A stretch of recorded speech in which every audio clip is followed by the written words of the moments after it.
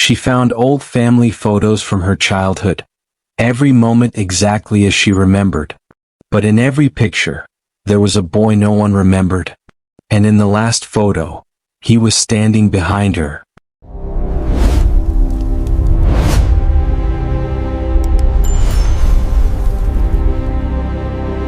David Chin moved into apartment 4B on a Tuesday afternoon in late September. The building was one of those older complexes that line the outskirts of the city, the kind with thin walls, flickering hallway lights, and tenants who kept to themselves. It was quiet, affordable, perfect for someone who just wanted to disappear into the background after a messy divorce. His apartment faced the building's courtyard, a small square of cracked concrete with a dying tree in the center. Directly across from him, maybe 30 feet away, was apartment 4F. And that's where Malcolm lived. David first noticed Malcolm on his third night there. It was past midnight and David couldn't sleep. The unfamiliar sounds of the building kept him awake. Pipes groaning, footsteps above, the distant hum of traffic. He got up to close the blinds and that's when he saw it. Every single light in apartment 4F was on. Bright. Blazing.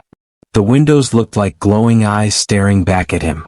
He could see a figure inside moving past one of the windows. Tall. Thin. Walking slowly from one room to another. David shrugged it off. Maybe the guy worked night shifts. Maybe he was an insomniac. It wasn't his business. But the next night the lights were on again. And the night after that. And the night after that. By the end of the first week, David started paying attention. He'd glance out his window before bed, and every single time, all the lights in 4F were blazing. He never saw the figure sleep. Never saw the apartment go dark. Not even for a moment. David mentioned it to Mrs. Alvarez, the elderly woman in 4A, while they were both checking their mail one afternoon. "Oh, Malcolm?" she said, her voice dropping to a whisper. "He's been here for years. Keeps to himself. Strange man. Very strange. Does he ever sleep?" David asked, half joking. Mrs. Alvarez didn't smile. She just looked at him with those watery gray eyes and said, "I don't think so." Then she walked away, clutching her mail to her chest. David tried to let it go. But curiosity has a way of burrowing into your mind, especially when you're alone at night with nothing but silence and questions. He started watching more closely. He'd sit by his window with the lights off, hidden in the shadows, and just observe. Malcolm moved through his apartment like clockwork. Kitchen. Living room. Bedroom. Hallway. Kitchen again. Over and over. Slow, deliberate steps. Never stopping. Never sitting. Never lying down. And then one night, David saw Malcolm stop in front of the window. Just stop. Standing perfectly still, staring out into the courtyard. David's breath caught in his throat. He told himself to move, to step back, to close the blinds. But he couldn't. He was frozen. Malcolm tilted his head. Slowly. Like a bird examining something curious. And then, without any doubt, he looked directly at David's window. David ducked to the side, heart hammering. He pressed his back against the wall and waited, counting the seconds. When he finally peeked again, Malcolm was gone. But now David was sure. Malcolm knew he'd been watching. The next morning, David left for work earlier than usual. He told himself he was being paranoid. That Malcolm probably couldn't even see him through the darkness of his apartment. But as he walked down the hallway toward the stairs, he passed apartment 4F. The door was slightly ajar. David slowed. He could hear something inside. A low rhythmic sound. Breathing. Steady and deep. He should have kept walking. He knew that. But something made him stop. Something made him lean closer. Through the crack in the door, he could see a sliver of the apartment. The lights were still on, harsh and fluorescent. The walls were bare. No furniture in sight. Just empty space in that breathing. Then he saw Malcolm. Standing in the center of the room. Facing the door. Eyes open. Staring. David stumbled backward, nearly tripping over his own feet. He didn't wait. He ran down the stairs and out of the building, his pulse roaring in his ears. That night he kept his blinds closed. He turned off all his lights and sat in the dark, trying to convince himself that he'd imagined it. That Malcolm was just eccentric, weird but harmless. But around 2 in the morning he heard it. A soft scraping sound, coming from his window. David's blood went cold. He didn't move. The scraping continued. Slow. Methodical. Like fingernails dragging across glass. He wanted to look. He needed to know. But every instinct screamed at him to stay still. The scraping stopped. Silence. And then a voice. Quiet. Raspy. Coming from just outside his window. I see you, David. David's entire body went rigid. His name. Malcolm said his name. I see you watching. Every night. I see you. David didn't sleep that night. He didn't even move from the corner of his bedroom where he'd pressed himself against the wall, clutching a kitchen knife he'd grabbed in a panic. The next morning he went straight to the building manager. A gruff man named Bill who ran the place from a cluttered office on the first floor. I need to talk to you about Malcolm in 4F, David said, trying to keep his voice steady. Bill looked up from his newspaper, annoyed. What about him? He's been watching me. He knows my name. He was outside my window last night. Bill frowned. Malcolm doesn't leave his apartment. What? He's agoraphobic. Severe case. Hasn't set foot outside that door in 3 years. Gets everything delivered. I check on him once a month and he's always in there. Always. David felt his stomach twist. That's impossible. I heard him. Outside my window. Bill shook his head. You must have been dreaming. Malcolm doesn't go outside. But David knew what he'd heard. He started researching. Late at night, hunched over his laptop, digging through old news articles and city records. He found something. A story from 6 years ago. A man named Malcolm Torrance had been arrested for stalking. He'd been obsessed with a woman in his building. Watched her for months. Broke into her apartment while she slept. When the police finally caught him, they found hundreds of photographs. Pictures of her sleeping, eating, showering, living. Malcolm had been committed to a psychiatric facility. But he was released after 2 years. Deemed no longer a threat. David's hands shook as he read. This was him. This was the same Malcolm. That night, David made a decision.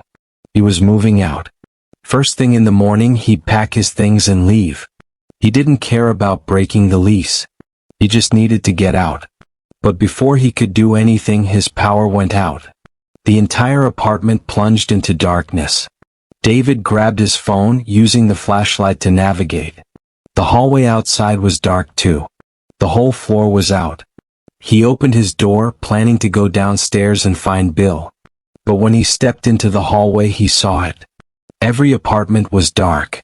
Every apartment except one. Apartment 4F was glowing. Every light inside was on, blazing through the darkness like a beacon. And standing in the doorway, bathed in that harsh light, was Malcolm. He was smiling.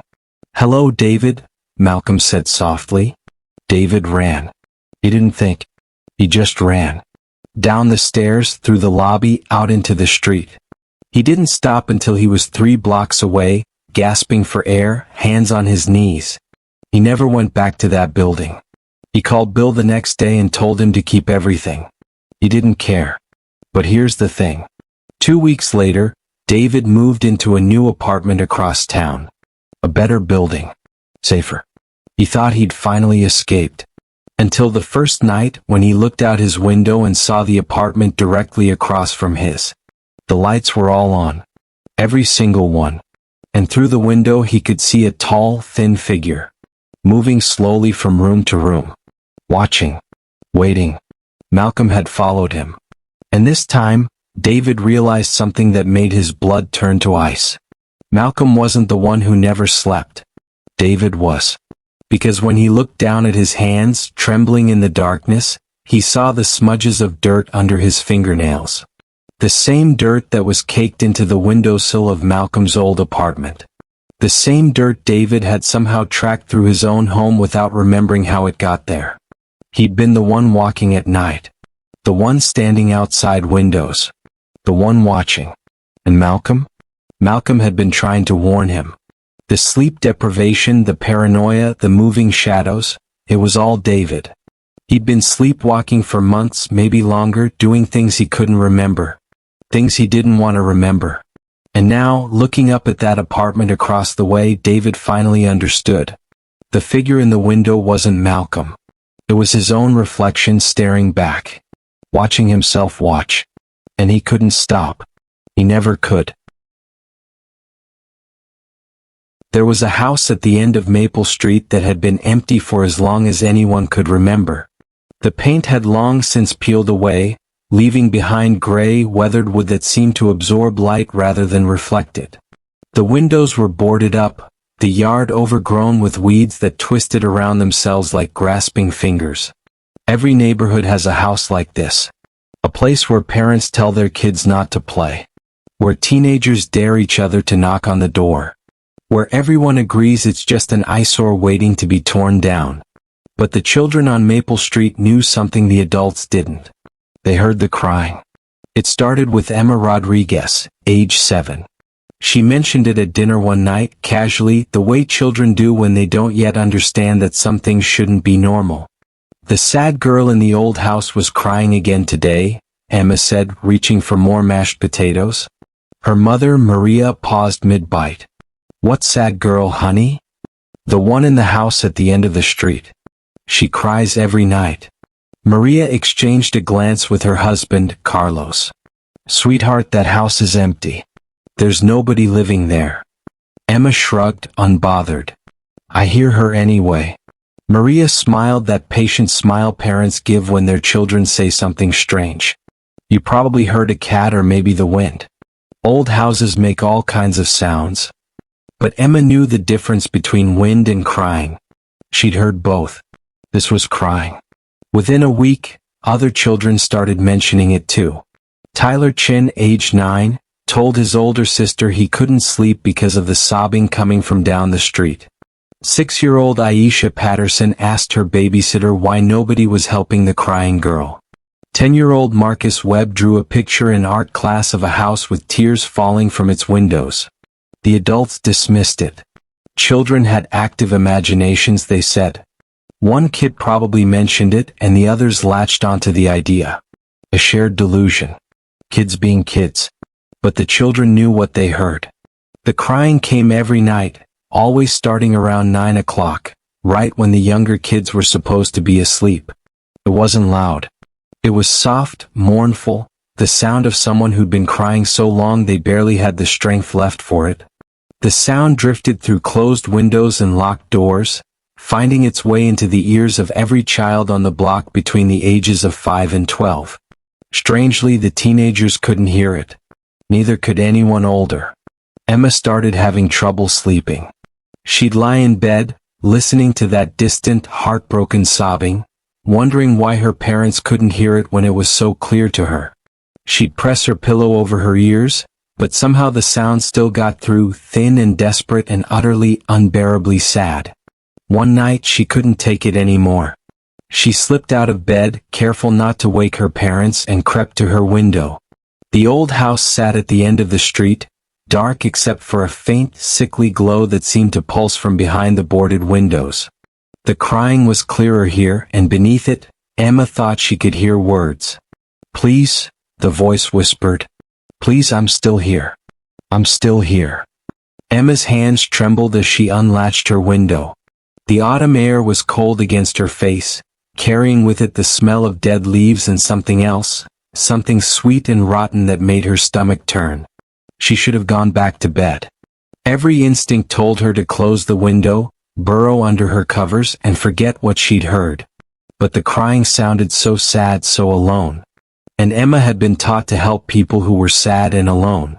The next day at school, Emma gathered the other children who could hear the crying. They met by the swings during recess, speaking in low voices, glancing over their shoulders to make sure no adults were listening. We have to help her, Emma said. She sounds so sad. Tyler shook his head. My dad says that house is dangerous.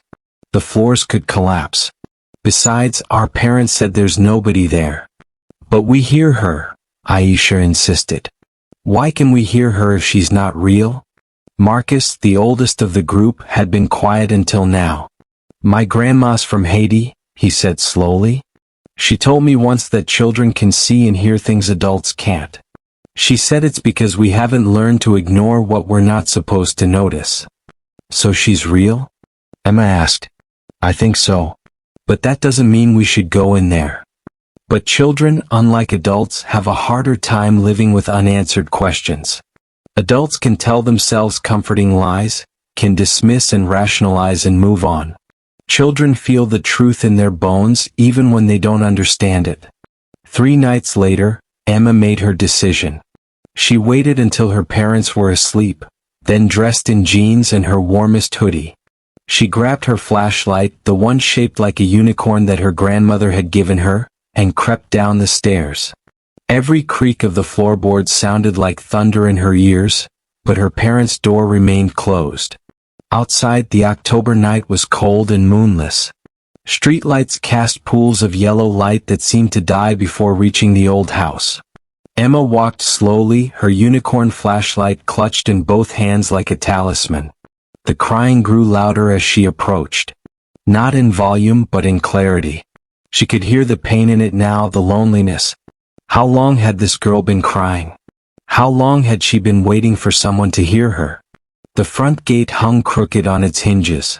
Emma pushed through, the rusty metal scraping against the ground.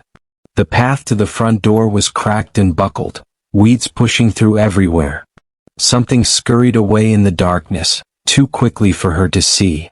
The crying was coming from inside. Emma was sure of it now. The front door was boarded up, but someone, probably teenagers, had pried away enough boards to create a gap. Emma was small. She could fit through. Hello, she called softly. I heard you crying. Are you okay? The crying stopped.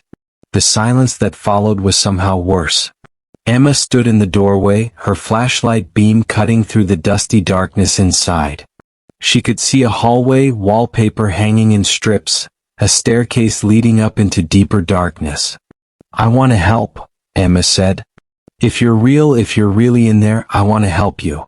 A sound came from deep within the house. Footsteps. Small, light footsteps. A child's footsteps. Come in, a voice called. It was young, maybe Emma's age, and it sounded happy now. Excited. Come in, come in. Oh, I'm so glad you can hear me. Please come in. Emma hesitated. Every horror movie she'd ever glimpsed parts of while her parents were watching told her this was wrong. Every instinct screamed at her to run home, lock her doors, hide under her covers. But the voice sounded so happy. So relieved. What if there really was a girl trapped in there, and Emma was her only chance? She squeezed through the gap in the boards. The house smelled like rot and mildew and something underneath it all, something that reminded Emma of the time a mouse had died in their walls.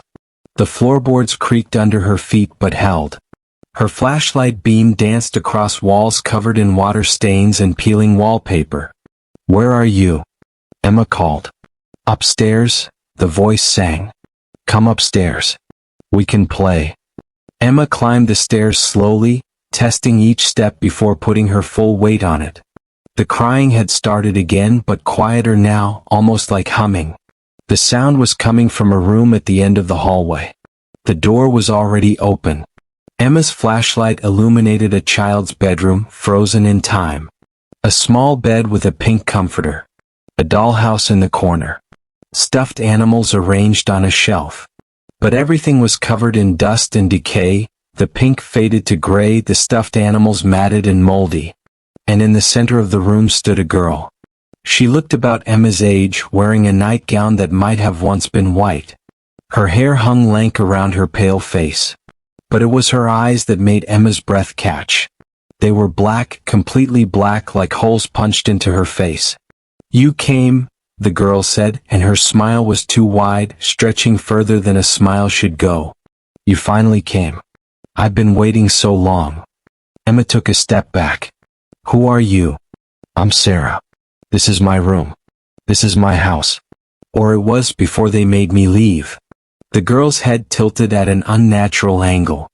Do you know how long I've been calling? How many nights I've cried and nobody came? Adults can't hear me anymore. They learned to shut me out. But children still listen. What happened to you? Emma whispered. Sarah's smile faded. When she spoke again, her voice was filled with such sadness that Emma felt tears spring to her own eyes. I got sick. A long time ago. Before doctors could fix things like I had. It hurt so much and I cried and my parents didn't know how to help me. Then one day I stopped hurting. But I didn't leave. I couldn't leave. Something kept me here in this room, crying for someone to hear me. I'm sorry, Emma said. But I should go. My parents will be worried. No, Sarah said, and suddenly she was directly in front of Emma, though Emma hadn't seen her move. No, you can't go. Don't you understand? I'm so lonely. I've been alone for so long. 50 years. 60. I've lost count. But now you're here and you can stay with me. We can play together. Forever. Emma tried to back away but the door slammed shut behind her. The temperature in the room dropped so suddenly that Emma could see her breath. I don't want to be alone anymore, Sarah said, and her voice had changed, becoming something ancient and desperate and hungry. Stay with me. Stay with me. The walls began to weep. Not metaphorically, actually weep, with thick, dark liquid oozing from cracks in the plaster. The stuffed animals' button eyes all turned to look at Emma at once. The crying was deafening now, coming from everywhere, the sound of a child's grief magnified and distorted into something monstrous. Emma screamed. She grabbed the doorknob, but it wouldn't turn. Sarah was behind her now, cold fingers reaching for Emma's shoulders. Then the window exploded inward. Marcus crashed through in a shower of glass, followed by Tyler and Aisha. They'd followed her. They'd been worried. They'd come to help. Get away from her. Marcus yelled, grabbing Emma's arm and pulling her toward the broken window. Sarah shrieked, a sound that shattered what remained of the glass, and suddenly there were more of them. More children with black eyes and two wide smiles, emerging from the walls, crawling from under the bed. All of them crying, all of them reaching with desperate, grasping hands. We're all so lonely, they wailed in chorus. Stay with us. Play with us. Never leave us. The 4 children ran. They stumbled through the dark house, hands grabbing at them from the shadows, crying voices echoing all around. Tyler tripped on the stairs but Marcus hauled him up. Something cold wrapped around Aisha's ankle but Emma kicked at it until it let go. They burst through the front door and ran until their lungs burned, until they reached Marcus's house and pounded on the door until his grandmother opened it, took one look at their terrified faces and pulled them inside. The next morning the adults finally listened. They called the police who investigated the house. What they found made the local news. Behind the walls of Sarah's bedroom, they discovered 7 small skeletons. Children who'd gone missing over the decades, missing persons cases that had gone cold. Children who'd heard the crying and gone to help. Children who'd been kept there, hidden, forgotten. Sarah's skeleton was the oldest, curled in a corner of her bedroom closet where she died alone during a pandemic in 1962. Her parents had died too, but Sarah had stayed, crying for someone to hear her, growing more desperate, more hungry with each passing year. After that night, the children of Maple Street couldn't hear the crying anymore. The house was torn down within a month. The children who'd been found were finally given proper burials. The families who'd never known what happened finally had answers, even if those answers came decades too late. Emma still thinks about that night sometimes, about Sarah and the others. She wonders if they've finally found peace, or if they're still crying somewhere, waiting for the next child who'll listen. She hopes she never finds out. But sometimes, late at night, she thinks she hears it again. That soft, distant crying. And she has to remind herself that some sadness, some loneliness, is too dangerous to try to fix. Because sometimes the things that cry in the darkness aren't crying for help. They're crying for company. Jessica had worked at the warehouse for 3 years and Marcus had been there just as long. They weren't friends exactly, but they knew each other well enough. Same shift rotations. Same break room coffee complaints. Same exhausted faces every Friday night when the overtime finally ended. That particular Friday, Jessica's car wouldn't start. Dead battery, of course. It was nearly midnight and the parking lot was emptying fast. She stood there in the cold, phone in hand, trying to decide between an expensive rideshare or calling her sister who lived 40 minutes away. That's when Marcus pulled up beside her. "Car trouble?" he asked through the passenger window. Jessica nodded, grateful. "Battery's dead. I was just about to call someone." "Don't waste your money. I'll give you a ride. You're on Maple Street, right?" "That's on my way." She hesitated for just a second. But it was Marcus. Quiet, polite Marcus who always held the door and never made weird comments like some of the other guys. They'd worked together for years. She climbed in. The first few minutes were normal. Small talk about the shift, about how the new supervisor was already making everyone miserable about weekend plans. Marcus drove carefully, stopping fully at every sign, using his blinker for every turn. The heat was on. The radio played something soft and forgettable. Then he passed Oakwood Avenue. "Marcus, that was the turn," Jessica said, twisting in her seat to look back. "I know a better way," he said. His voice was the same as always. "Come. Even. There's construction on Oakwood. This route's faster." It made sense. There was always construction somewhere. Jessica settled back, watching the streetlights pass by overhead. But then he passed another turn. And another.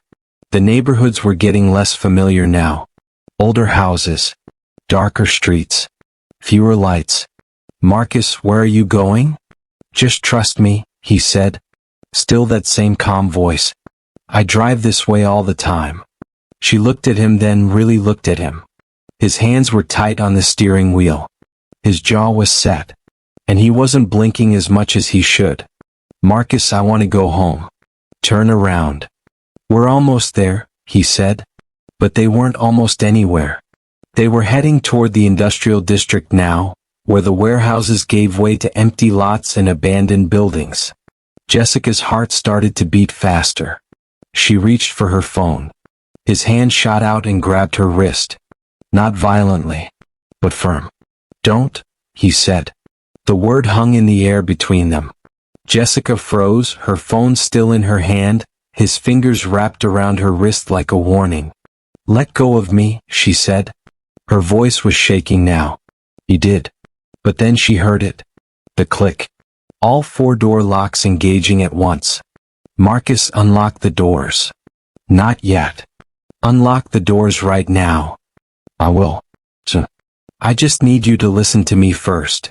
He was still driving, still using his turn signals, still obeying every traffic law. But his voice had changed. It was tighter now. Strained. Like he was trying very hard to stay calm. "We've worked together for 3 years, Jessica. 3 years and you've never really looked at me. Not once. You know how many times I've thought about talking to you? Really talking to you? But there's never time. There's never privacy. Someone's always around. Always interrupting. Marcus, please. Just take me home. We can talk at work. We can get coffee or something. Just not like this." "You don't mean that," he said. "You're just saying what you think I want to hear. That's what people do. They lie to make things easier." The streets were completely empty now. No other cars. No pedestrians. Just closed garage doors and dark windows. Jessica's phone was still in her hand, but she was too afraid to look down at it, too afraid to take her eyes off Marcus. "I'm not lying," she said, forcing her voice to stay level. "I'm serious. Let's get coffee this weekend. We can talk about whatever you want." "Stop it," he said. His voice was harder now. "Just stop. You think I don't know what you really think? You think I'm weird? You think I'm that quiet guy who's a little too quiet? I see how you look away when I try to talk to you. How you make excuses. That's not true. Yes, it is. His hand slammed against the steering wheel. Jessica flinched. Everyone does it. Everyone treats me like I'm invisible or like I'm something to avoid. But I'm not. I'm not invisible. And I'm not going to be ignored anymore.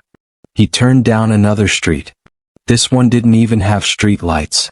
Just the glow of the dashboard and the pale wash of the headlights on cracked pavement. Jessica's thumb found the power button on her phone. She pressed it. The screen lit up. Marcus's eyes flicked toward it. Give me that. No. Give it to me.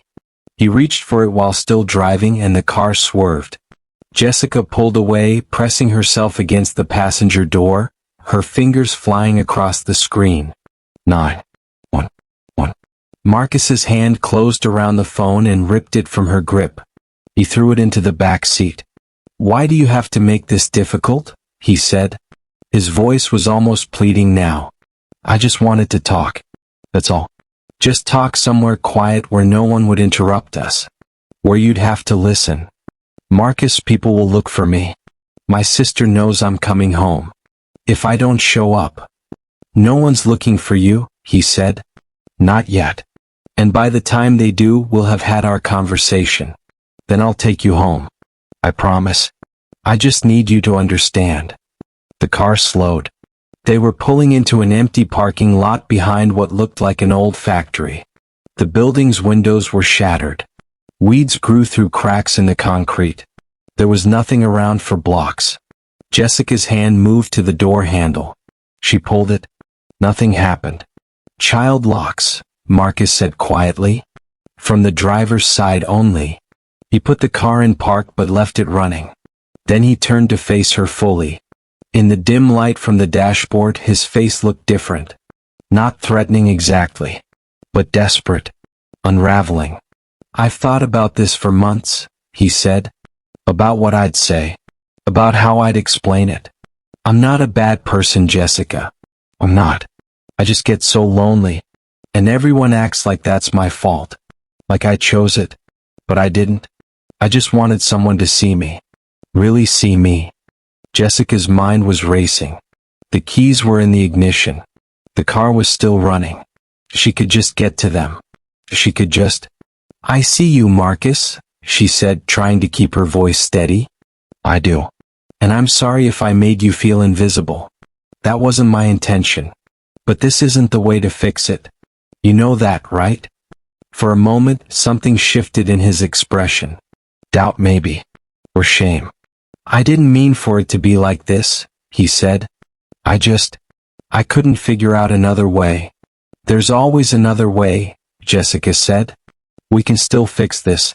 You can take me home right now and we can pretend this didn't happen. No police. No trouble. Just, let me go home. Marcus stared at her. His eyes were wet now. He looked young suddenly. Lost.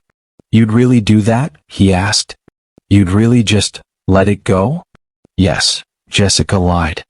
I promise. He sat there for a long moment, not moving.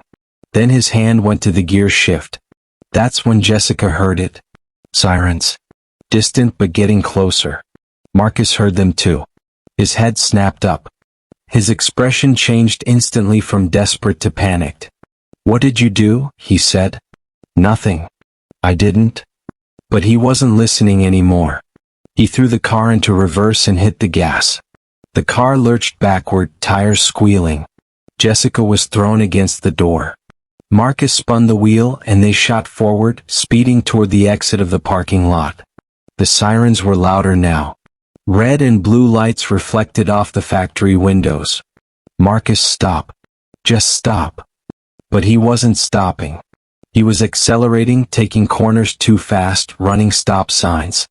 Jessica grabbed the handle above the door and held on, her heart hammering so hard she thought it might break through her ribs. Then she saw them. 2 police cars blocking the intersection ahead. Marcus slammed on the brakes. The car skidded, fishtailing before finally stopping 20 feet from the cruisers. For a moment, no one moved. Then officers emerged from behind their vehicles. Guns drawn, shouting commands Jessica couldn't quite process. Marcus sat frozen, both hands on the wheel, staring straight ahead. Step out of the vehicle. Hands where we can see them. Marcus, Jessica whispered. It's over. Just do what they say. He turned to look at her one last time. And what she saw in his face wasn't anger. It was something worse. It was the look of someone who'd lost everything and knew it. I'm sorry, he said. Then he opened his door and stepped out, hands raised. Jessica sat there shaking as more officers surrounded the car. Someone opened her door from the outside. The child lock disengaged from an officer's control panel. Hands helped her out. A blanket appeared around her shoulders. Voices asked if she was hurt. How did you know? She managed to ask. How did you find me? The officer looked confused. You called 911, didn't you? The call came from your phone about 10 minutes ago. Jessica's breath caught. She looked back at the car, at her phone still lying on the back seat. She hadn't finished dialing. She thought she hadn't. But somehow the call had gone through. Somehow they'd heard everything. Later, much later, after the statements and the questions and the shock blanket in the police station, Jessica learned the rest. The officers had used her phone's GPS to track her. They'd heard Marcus's voice, heard enough to know she was in danger. They'd been following the whole time, waiting for a chance to intercept without causing a high-speed chase that could get her killed. And Marcus? He'd been reported twice before by other women at the warehouse. Once for following someone to their car. Once for showing up at someone's apartment uninvited. But there'd never been enough evidence. Never enough to do anything about it. Until now. Jessica still works at the warehouse. Different shift now. She got a new phone, a new routine, new ways of getting home. She doesn't work late anymore if she can help it. And she never, ever accepts rides from coworkers. But sometimes, late at night when she's driving home alone, she thinks about that moment in the car. That split second when Marcus looked at her and said he was sorry. And she wonders what he'd planned to do after their conversation was over. Whether she would have made it home at all. Some questions she's learned are better left unanswered. Because the truth is she'd worked beside him for 3 years and never suspected a thing. Never saw the signs. Never felt afraid. Until the moment he drove past her street and locked the doors. And that's what still keeps her awake sometimes. Not what happened. But what almost happened. And how close she came to becoming another story people tell in hushed voices. Another cautionary tale about the ride that took the wrong turn. David Chin never thought twice about helping people. That was just who he was. So when Mrs. Patterson from down the street knocked on his door that cold October evening, asking if he'd help put up missing person posters for her nephew, he grabbed his jacket without hesitation. The kid's name was Marcus Patterson, 19 years old. Last seen leaving his dorm at the community college 3 days ago. Mrs. Patterson's hands shook as she handed David a stack of posters, her eyes red from crying. David promised he'd cover the entire neighborhood. The night air bit at his face as he worked his way down Maple Street, stapling posters to telephone poles and taping them to bus stop shelters. Marcus stared out from each one, a crooked smile frozen on his face, wearing a red hoodie that seemed too bright for someone who'd vanished without a trace. David had put up maybe 15 posters when he reached the old shopping district on 5th Avenue. Most of the stores were closed, their windows dark and lifeless. A burnt-out streetlight flickered overhead, casting strange shadows across the empty sidewalk. He was about to staple another poster to a wooden pole when he noticed something. Someone had already put up missing person flyers here. Dozens of them layered over each other, some yellowed with age, others recent enough that the ink still looked fresh. David paused, his stapler hovering in midair. That's when he saw it. His own face staring back at him from one of the posters. David's breath caught in his throat. He stepped closer, certain his eyes were playing tricks on him. But no. That was definitely his face. His exact face. The photo looked like it had been taken from his driver's license. The same one he'd gotten renewed just 6 months ago. The poster was formatted just like the ones for Marcus. Name at the top. Photo in the center. Details below. But the words made David's blood run cold. Missing, David Chin. Age 34. Last seen October 31st. If you have any information, please contact. October 31st. That was tomorrow. David's hands went numb. The stack of Marcus's posters slipped from his grip and scattered across the sidewalk. He reached up with trembling fingers and tore his own poster down, crumpling it in his fist. This had to be some kind of sick joke. Maybe someone he'd pissed off at work. Maybe a prank from his brother, who'd always had a twisted sense of humor. David pulled out his phone, ready to call someone, anyone, but stopped. Who would he call? The police? And tell them what? That someone made a fake missing person poster with his face on it? They'd think he was insane. He smoothed out the crumpled paper, studying it more carefully. The print quality was professional. The contact number at the bottom had his own area code. Everything about it looked legitimate, down to the small details, the font, the layout, the helpline information at the bottom. David's heart hammered against his ribs. He looked around, suddenly aware of how alone he was. The empty street stretched in both directions, not a single car, not a single person. Even the flickering streetlight seemed to be struggling to stay alive.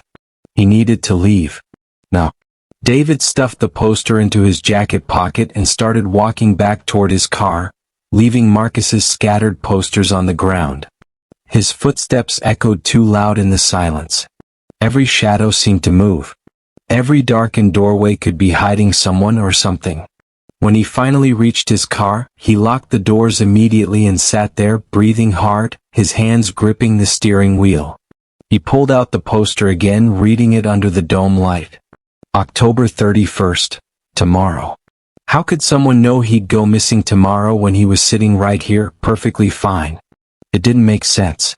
None of it made sense. David drove home in a daze, checking his rearview mirror every few seconds.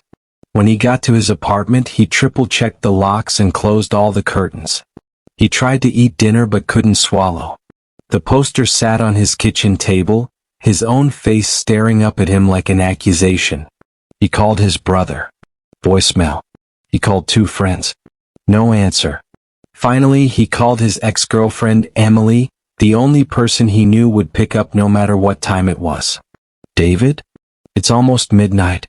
What's wrong? He told her everything. The posters. The date. The feeling that something terrible was coming. Emily listened without interrupting, and when he finished, there was a long silence. David, she said finally, her voice gentle but firm. You sound stressed. Have you been sleeping? This isn't about stress, Em. I'm telling you, someone made a missing person poster with my face on it. Okay, I believe you. But think about it logically. Who would do that? And why? Maybe it's just a really bad prank. It doesn't feel like a prank. Then stay home tomorrow. All day. Don't go anywhere. If the poster says you go missing tomorrow, and you don't leave your apartment, then nothing can happen, right? It made sense. Simple, logical sense. David felt some of the tension leave his shoulders. Yeah, okay. I'll do that. Good. And David? If you're still worried tomorrow night, come stay at my place for a few days. We'll figure this out together. After they hung up, David felt a little better. He'd stay inside all day tomorrow. Door locked. Curtains drawn. He'd order food delivery if he got hungry. Nothing would happen. He went to bed but barely slept. Every small sound made him sit up, heart racing. The heater kicking on. A car door slamming somewhere outside. The building settling. By the time pale morning light crept through the gaps in his curtains, he felt exhausted and wired at the same time. October 31st, Halloween. The day the poster said he'd go missing. David made coffee and turned on the TV, keeping the volume low. He checked his phone obsessively. Scrolled through news sites. Everything seemed normal. The world kept turning like it always did. Hours crawled by. David paced his apartment, checked the locks repeatedly, and avoided looking at the poster he'd left on the kitchen table. By late afternoon he started to feel ridiculous. Nothing was happening. Nothing was going to happen. Emily was right. It was just a prank, a sick joke, and he'd fallen for it. At 6:30 p.m., someone knocked on his door. David froze mid-step. He wasn't expecting anyone. He crept to the door and looked through the peephole. Mrs. Patterson stood in the hallway, looking even more haggard than she had the night before. David opened the door a crack, keeping the chain lock engaged. "Mrs. Patterson? Is everything okay?" "David, thank God. I need your help." Her voice cracked. "They found something. The police found something and I can't go alone. Please." "Found what? Did they find Marcus?" "I don't know. They wouldn't tell me over the phone. They just said I needed to come identify something. David, I'm scared. I'm so scared." Every instinct screamed at him not to open that door. To stay inside where it was safe. But looking at Mrs. Patterson's terrified face, her desperate eyes, he couldn't say no. Okay, just give me a minute." He closed the door and stood there breathing hard. His hands shook as he grabbed his jacket and keys. This was stupid. This was incredibly stupid. But he couldn't let her go alone. David unlocked the chain and opened the door. Mrs. Patterson wasn't there anymore. The hallway was empty. Completely empty. David stepped out, looking both ways. "Mrs. Patterson?" The stairwell door at the end of the hall swung shut with a soft click. "Mrs. Patterson, wait." David ran toward the stairs, pushing through the door. His footsteps echoed in the concrete stairwell as he descended, taking the steps two at a time. He could hear footsteps below him, quick and light. "Mrs. Patterson, slow down." He reached the ground floor and burst through the exit into the parking lot. Cold air hit his face. The sun had set while he'd been inside, and darkness had fallen fast. The parking lot was empty except for his car and a few others. No Mrs. Patterson. No one at all. David's phone buzzed in his pocket. A text message from an unknown number. "You were supposed to stay inside." His blood turned to ice. He spun around, searching the shadows between the parked cars. Nothing moved. Another text came through. October 31st. Just like the poster said. David ran. He didn't know where he was going, didn't have a plan. He just ran, his breath coming in ragged gasps, his footsteps pounding against the asphalt.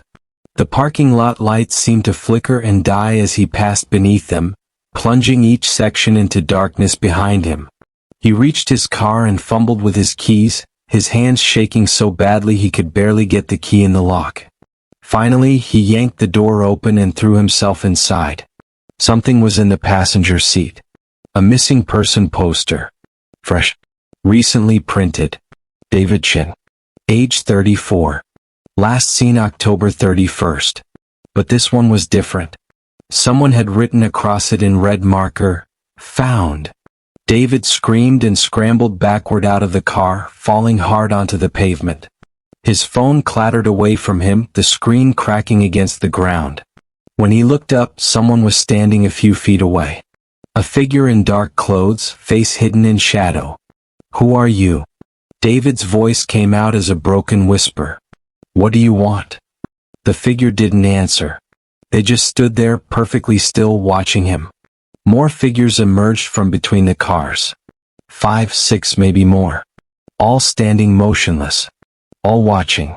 David tried to stand, but his legs wouldn't work. He could only scramble backward on his hands and feet, his back hitting the rear tire of his car. The closest figure stepped forward into the pale light. It was Mrs. Patterson. But something was wrong with her face. Her expression was blank, empty, like a mask. "David," she said, but it wasn't her voice. It was wrong, distorted, like multiple voices speaking at once. "You shouldn't have helped." "What?" "The posters. You shouldn't have agreed to help with the posters." "I don't understand." "We were looking for someone," Mrs. Patterson continued, her voice flat and mechanical. Someone kind. Someone who helps without question. Someone who would come out of their safe home for a neighbor in need. The other figures moved closer, forming a circle around him. The posters are always right, David. They're never wrong.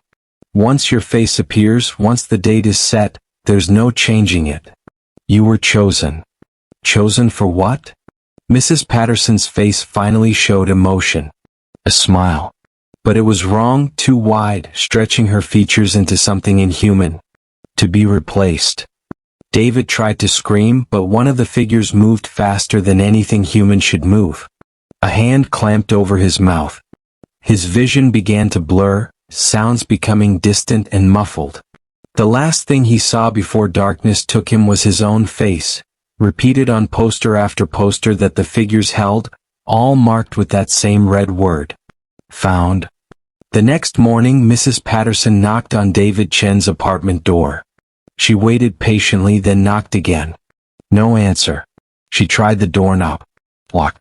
2 days later, David's brother filed a missing person report.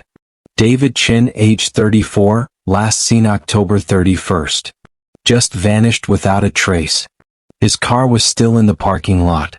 His apartment was locked from the inside. His phone was found in the parking lot, screen cracked, the last text message simply reading, "You were supposed to stay inside." They made posters.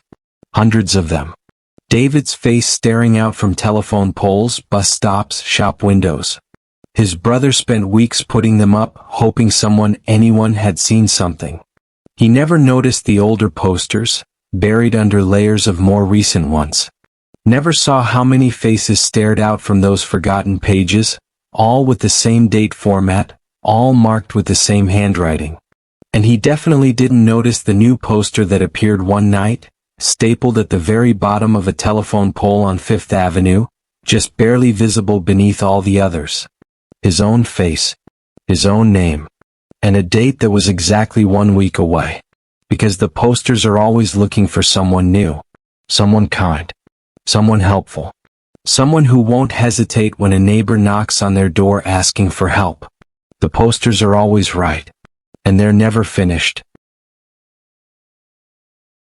Sarah Chin had built her career on the stories other journalists ignored.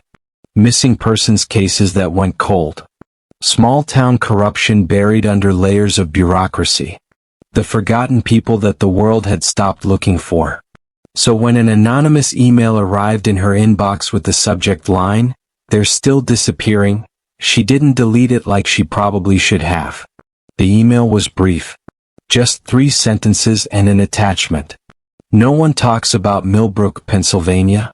23 people have vanished in 5 years. Not one police report filed. The attachment was a list of names, dates, and photographs.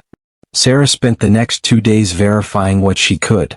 Social media accounts that went dark. Workplaces where people simply stopped showing up. Families who, when contacted, gave vague answers or hung up immediately. The strangest part wasn't that people had disappeared. It was that no one seemed to care. 3 weeks later, Sarah's sedan rolled into Millbrook just as the sun began its descent behind the mountains. The town looked like something from a postcard. White picket fences. A main street lined with shops that actually seemed to be thriving. People waved to each other from porches. Children played in yards while their parents watched from porch swings. It was perfect. Too perfect. Sarah checked into the only motel in town, a small place called the Whispering Pines. The woman at the front desk, maybe 60 years old with kind eyes and a warm smile, handed over the room key without asking for a credit card. "We don't get many visitors," the woman said. Her name tag read Margaret. "What brings you to Millbrook?" Sarah had prepared her cover story. "Just passing through. Thought I'd spend a couple days exploring small-town America. Writing a travel piece." Margaret's smile never wavered, but something flickered behind her eyes. Something that made Sarah's journalist instincts start screaming. "Well, you picked a beautiful town. We take care of our own here. Real tight-knit community." That night, Sarah sat in her motel room and went through her notes. The first disappearance on the list was 5 years ago. Marcus Webb, 28, construction worker. He'd been staying in Millbrook temporarily for a job. His sister reported him missing after he stopped returning calls. When police investigated, the construction company said Marcus had quit and moved on. His belongings were gone from his motel room. No one in town remembered seeing anything unusual. The pattern repeated itself. People would come to Millbrook and then they would disappear. But here was the thing that kept Sarah awake that first night. Not one of the missing people had been a local. Every single person on that list had been an outsider. Passing through. Visiting. Temporary workers. Never anyone who'd grown up in Millbrook. The next morning, Sarah started asking questions. She went to the diner for breakfast, struck up conversations with the locals. Everyone was friendly. Almost aggressively friendly. But whenever she steered the conversation toward anyone who might have left town or disappeared, the answers became vague. People would suddenly remember appointments they had to keep. The warmth in their eyes would cool just a fraction. She spent the afternoon at the town library, a beautiful old building with high ceilings and rows of mahogany shelves. The librarian, a thin man in his 40s named Thomas, seemed genuinely happy to help her research the town's history. "We're very proud of our heritage," he said, pulling out boxes of old photographs and newspaper clippings. "Millbrook was founded in 1856. We've survived economic downturns, natural disasters, everything. This town endures." Sarah noticed something as she flipped through decades of the Millbrook Gazette. The town newspaper stopped publishing obituaries in 2019. She asked Thomas about it. "Oh, we moved those online," he said quickly. "Too quickly. More modern. You know how it is." But when Sarah checked later that evening, there was no online database. No obituaries at all. It was as if no one in Millbrook had died in the last 6 years. On her third day, Sarah decided to visit the address listed for Marcus Webb's last known location. The construction site was still there, now a half-finished community center on the edge of town. She found a worker on his lunch break, a man who looked like he was from out of town based on his accent and the way he seemed slightly uncomfortable. "You working on this project long?" Sarah asked casually. "About 3 weeks," he said. "Contract runs another month, then I'm out of here. Place seem okay to you?" He glanced around before answering, his voice dropping. "It's weird, you know? People are too nice.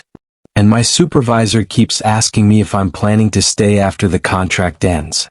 Like really pushing it. Even offered me a permanent position at twice what I'm making. But something about this place." He shook his head. "I'm counting down the days." That night, Sarah couldn't sleep. She sat in her car outside the motel, just watching the town. Millbrook was quiet after dark. Almost unnaturally quiet. No teenagers sneaking out. No late-night traffic.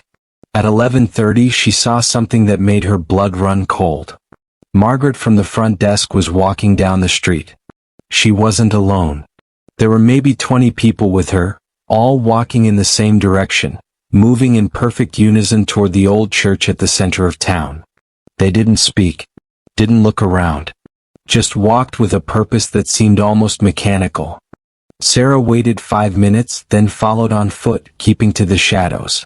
The church doors were closed, but she could see light seeping through the stained glass windows. She crept closer, pressing herself against the building's side, trying to hear what was happening inside. The voices were chanting. Not words she recognized. The sound was rhythmic, hypnotic, deeply unsettling. Sarah pulled out her phone and started recording audio, her hands shaking. Then the chanting stopped. In the silence that followed, she heard Margaret's voice, clear and loud. "The offering must be made. The town endures. We endure." A chorus of voices responded. "The town endures. We endure." Sarah's heart was hammering so hard she thought they might hear it through the walls. She needed to get back to her car. Needed to get out of Millbrook immediately. But as she turned to leave, she walked straight into Thomas the librarian. He was smiling that same warm smile, but his eyes were empty. "That, Sarah?" he said softly. Why aren't you sleeping? It's late for a visitor to be wandering around. I couldn't sleep, she managed. Just getting some air. You've been asking a lot of questions. Thomas stepped closer. About people leaving. About the past. Why are you really here? Sarah's journalist training kicked in. Never show fear. Never admit you're investigating. I told you. Travel peace. I'm just curious about small towns. We don't like curious people in Millbrook. Thomas's smile never wavered. Curious people ask too many questions. They learn things that upset the balance. We've worked very hard to maintain our balance. I don't know what you mean. Yes, you do. His hand shot out, gripping her arm with impossible strength. You know exactly what we mean. You found the list. You came here to expose us. Sarah tried to pull away, but his grip was iron. Other figures were emerging from the shadows now. Margaret, the worker from the construction site, his eyes now as empty as Thomas's. A dozen others, all converging on her position. The town endures, Margaret said. It's fed every year. Sometimes twice a year if we're fortunate enough to have visitors. The land demands it. Has demanded it since the founding. The original settlers learned that quickly. Crops failed. Disease came. People died. Until they understood what was required. Sarah's mind was racing. You're insane. All of you. No, Thomas said calmly. We're survivors. This town was dying. But we found a way to keep it alive. Keep ourselves prosperous. Happy. Safe. All it requires is sacrifice. And outsiders make the best sacrifices. No one misses them. No one looks too hard. They were surrounding her now, forming a circle. Sarah looked desperately for an escape route and found none. Please, she whispered. Please, I won't tell anyone. I'll delete everything. I'll leave and never come back. They always say that, Margaret said sadly. But we can't take that risk. You understand. The town endures. We endure. The circle tightened. Sarah screamed, but the sound seemed to die in the air, swallowed by the night and the mountains and the perfect little town that had learned how to survive.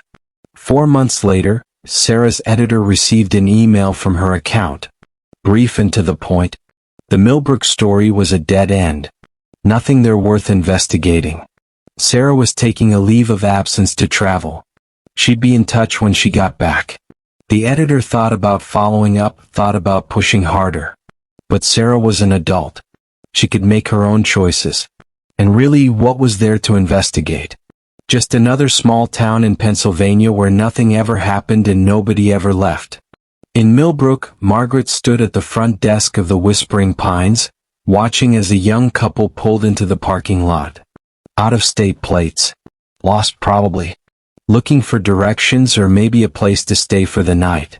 She smiled as they walked through the door, that warm, welcoming smile that had greeted so many visitors over the years. Welcome to Millbrook, she said brightly. We don't get many visitors. What brings you to our little town?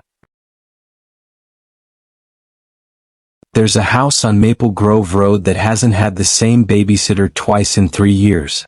Not because the family keeps firing them. Not because the kids are unbearable. But because every single teenager who's walked through that door has quit after just one night, and not one of them will explain why. The Hendersons seemed normal enough. A couple in their late 30s, both dentists with 2 kids under 10. They paid $20 an hour, which was almost double what anyone else in town offered. The kind of money that made broke teenagers ignore the red flags. And there were red flags if anyone had bothered to look. It started with Maya Chin, back in the spring of 2022. She was 17, honor student, needed cash for prom. When Mrs. Henderson called, Maya jumped at the offer.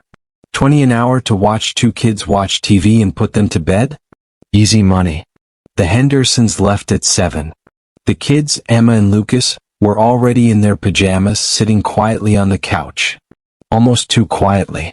Maya remembered thinking it was odd how they barely moved, barely blinked, just stared at the television with this blank expression that made her skin prickle.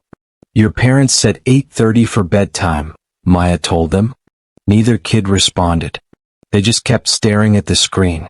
Some old cartoon from the 90s, the kind with animation that looked slightly off, slightly wrong.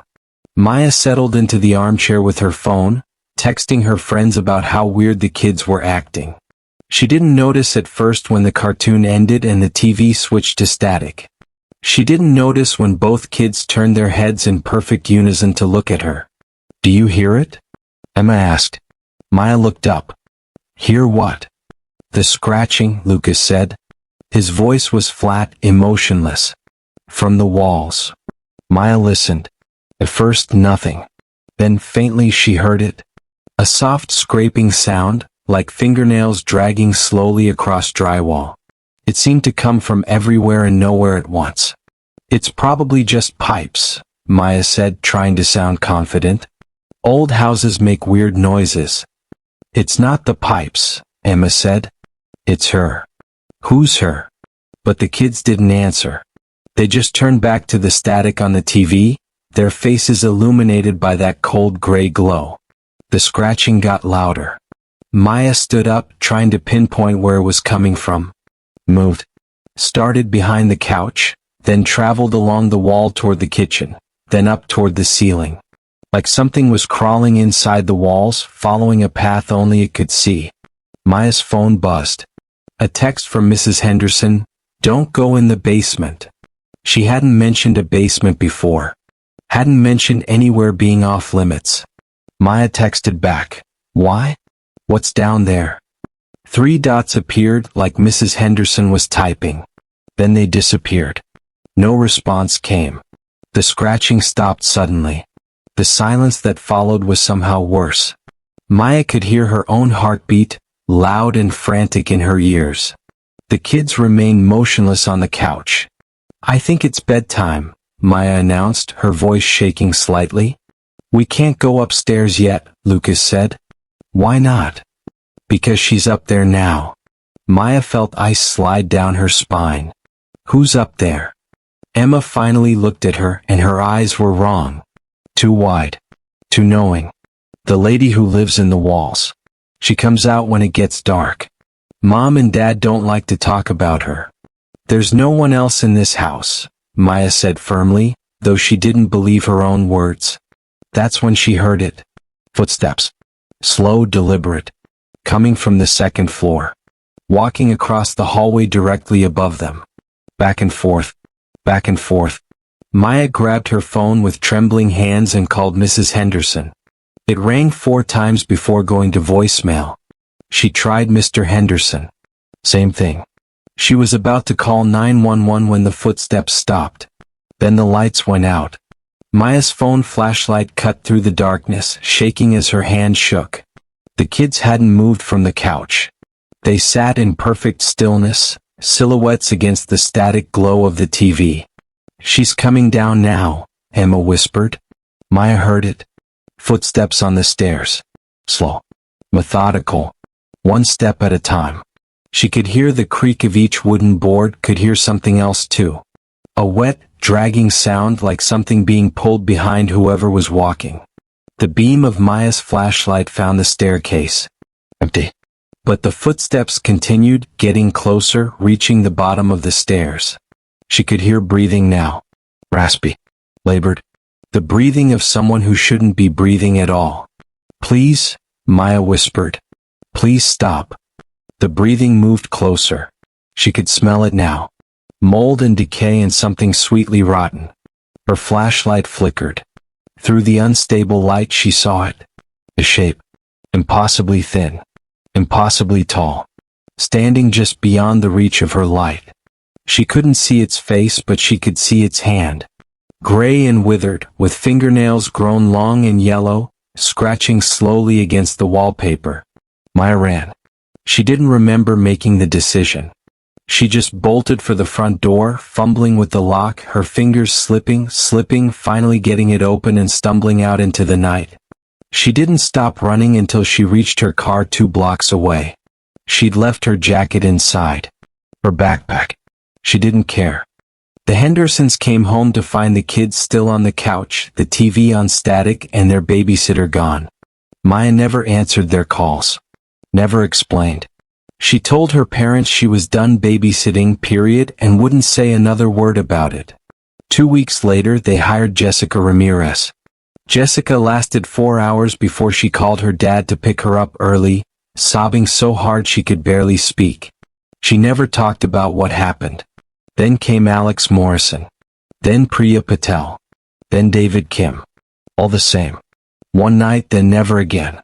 Some left their phones behind in their rush to escape. One left his shoes by the door, ran out in his socks. Another, a girl named Sophie, was found sitting in her car in the driveway at 2 a.m., staring straight ahead, unresponsive for 20 minutes before she finally started the engine and drove away. The Hendersons stopped trying to hire from town. They used an app, got sitters from neighboring cities who didn't know the house's reputation. Those didn't last either. Last month, a journalist named Rebecca Torres decided to investigate. She'd heard the rumors, thought there was a story there. Maybe abuse, maybe something environmental, carbon monoxide or mold causing hallucinations. She convinced the Hendersons to let her stay overnight, alone, while they took the kids to a hotel. They agreed surprisingly quickly. Rebecca set up cameras in every room. She had an EMF detector, a voice recorder, all the ghost hunting equipment she could borrow. She was determined to debunk this nonsense. Her last video entry was time-stamped at 11:43 p.m. She's sitting in the living room looking annoyed. "Nothing's happening," she says to the camera. "I've been here 4 hours and the scariest thing I've encountered is the Hendersons' taste in wallpaper. I think those kids have been pranking their babysitters, and everyone's just feeding into mass hysteria." The video continues for another 30 seconds. Rebecca is looking at her phone, scrolling. Then she stops.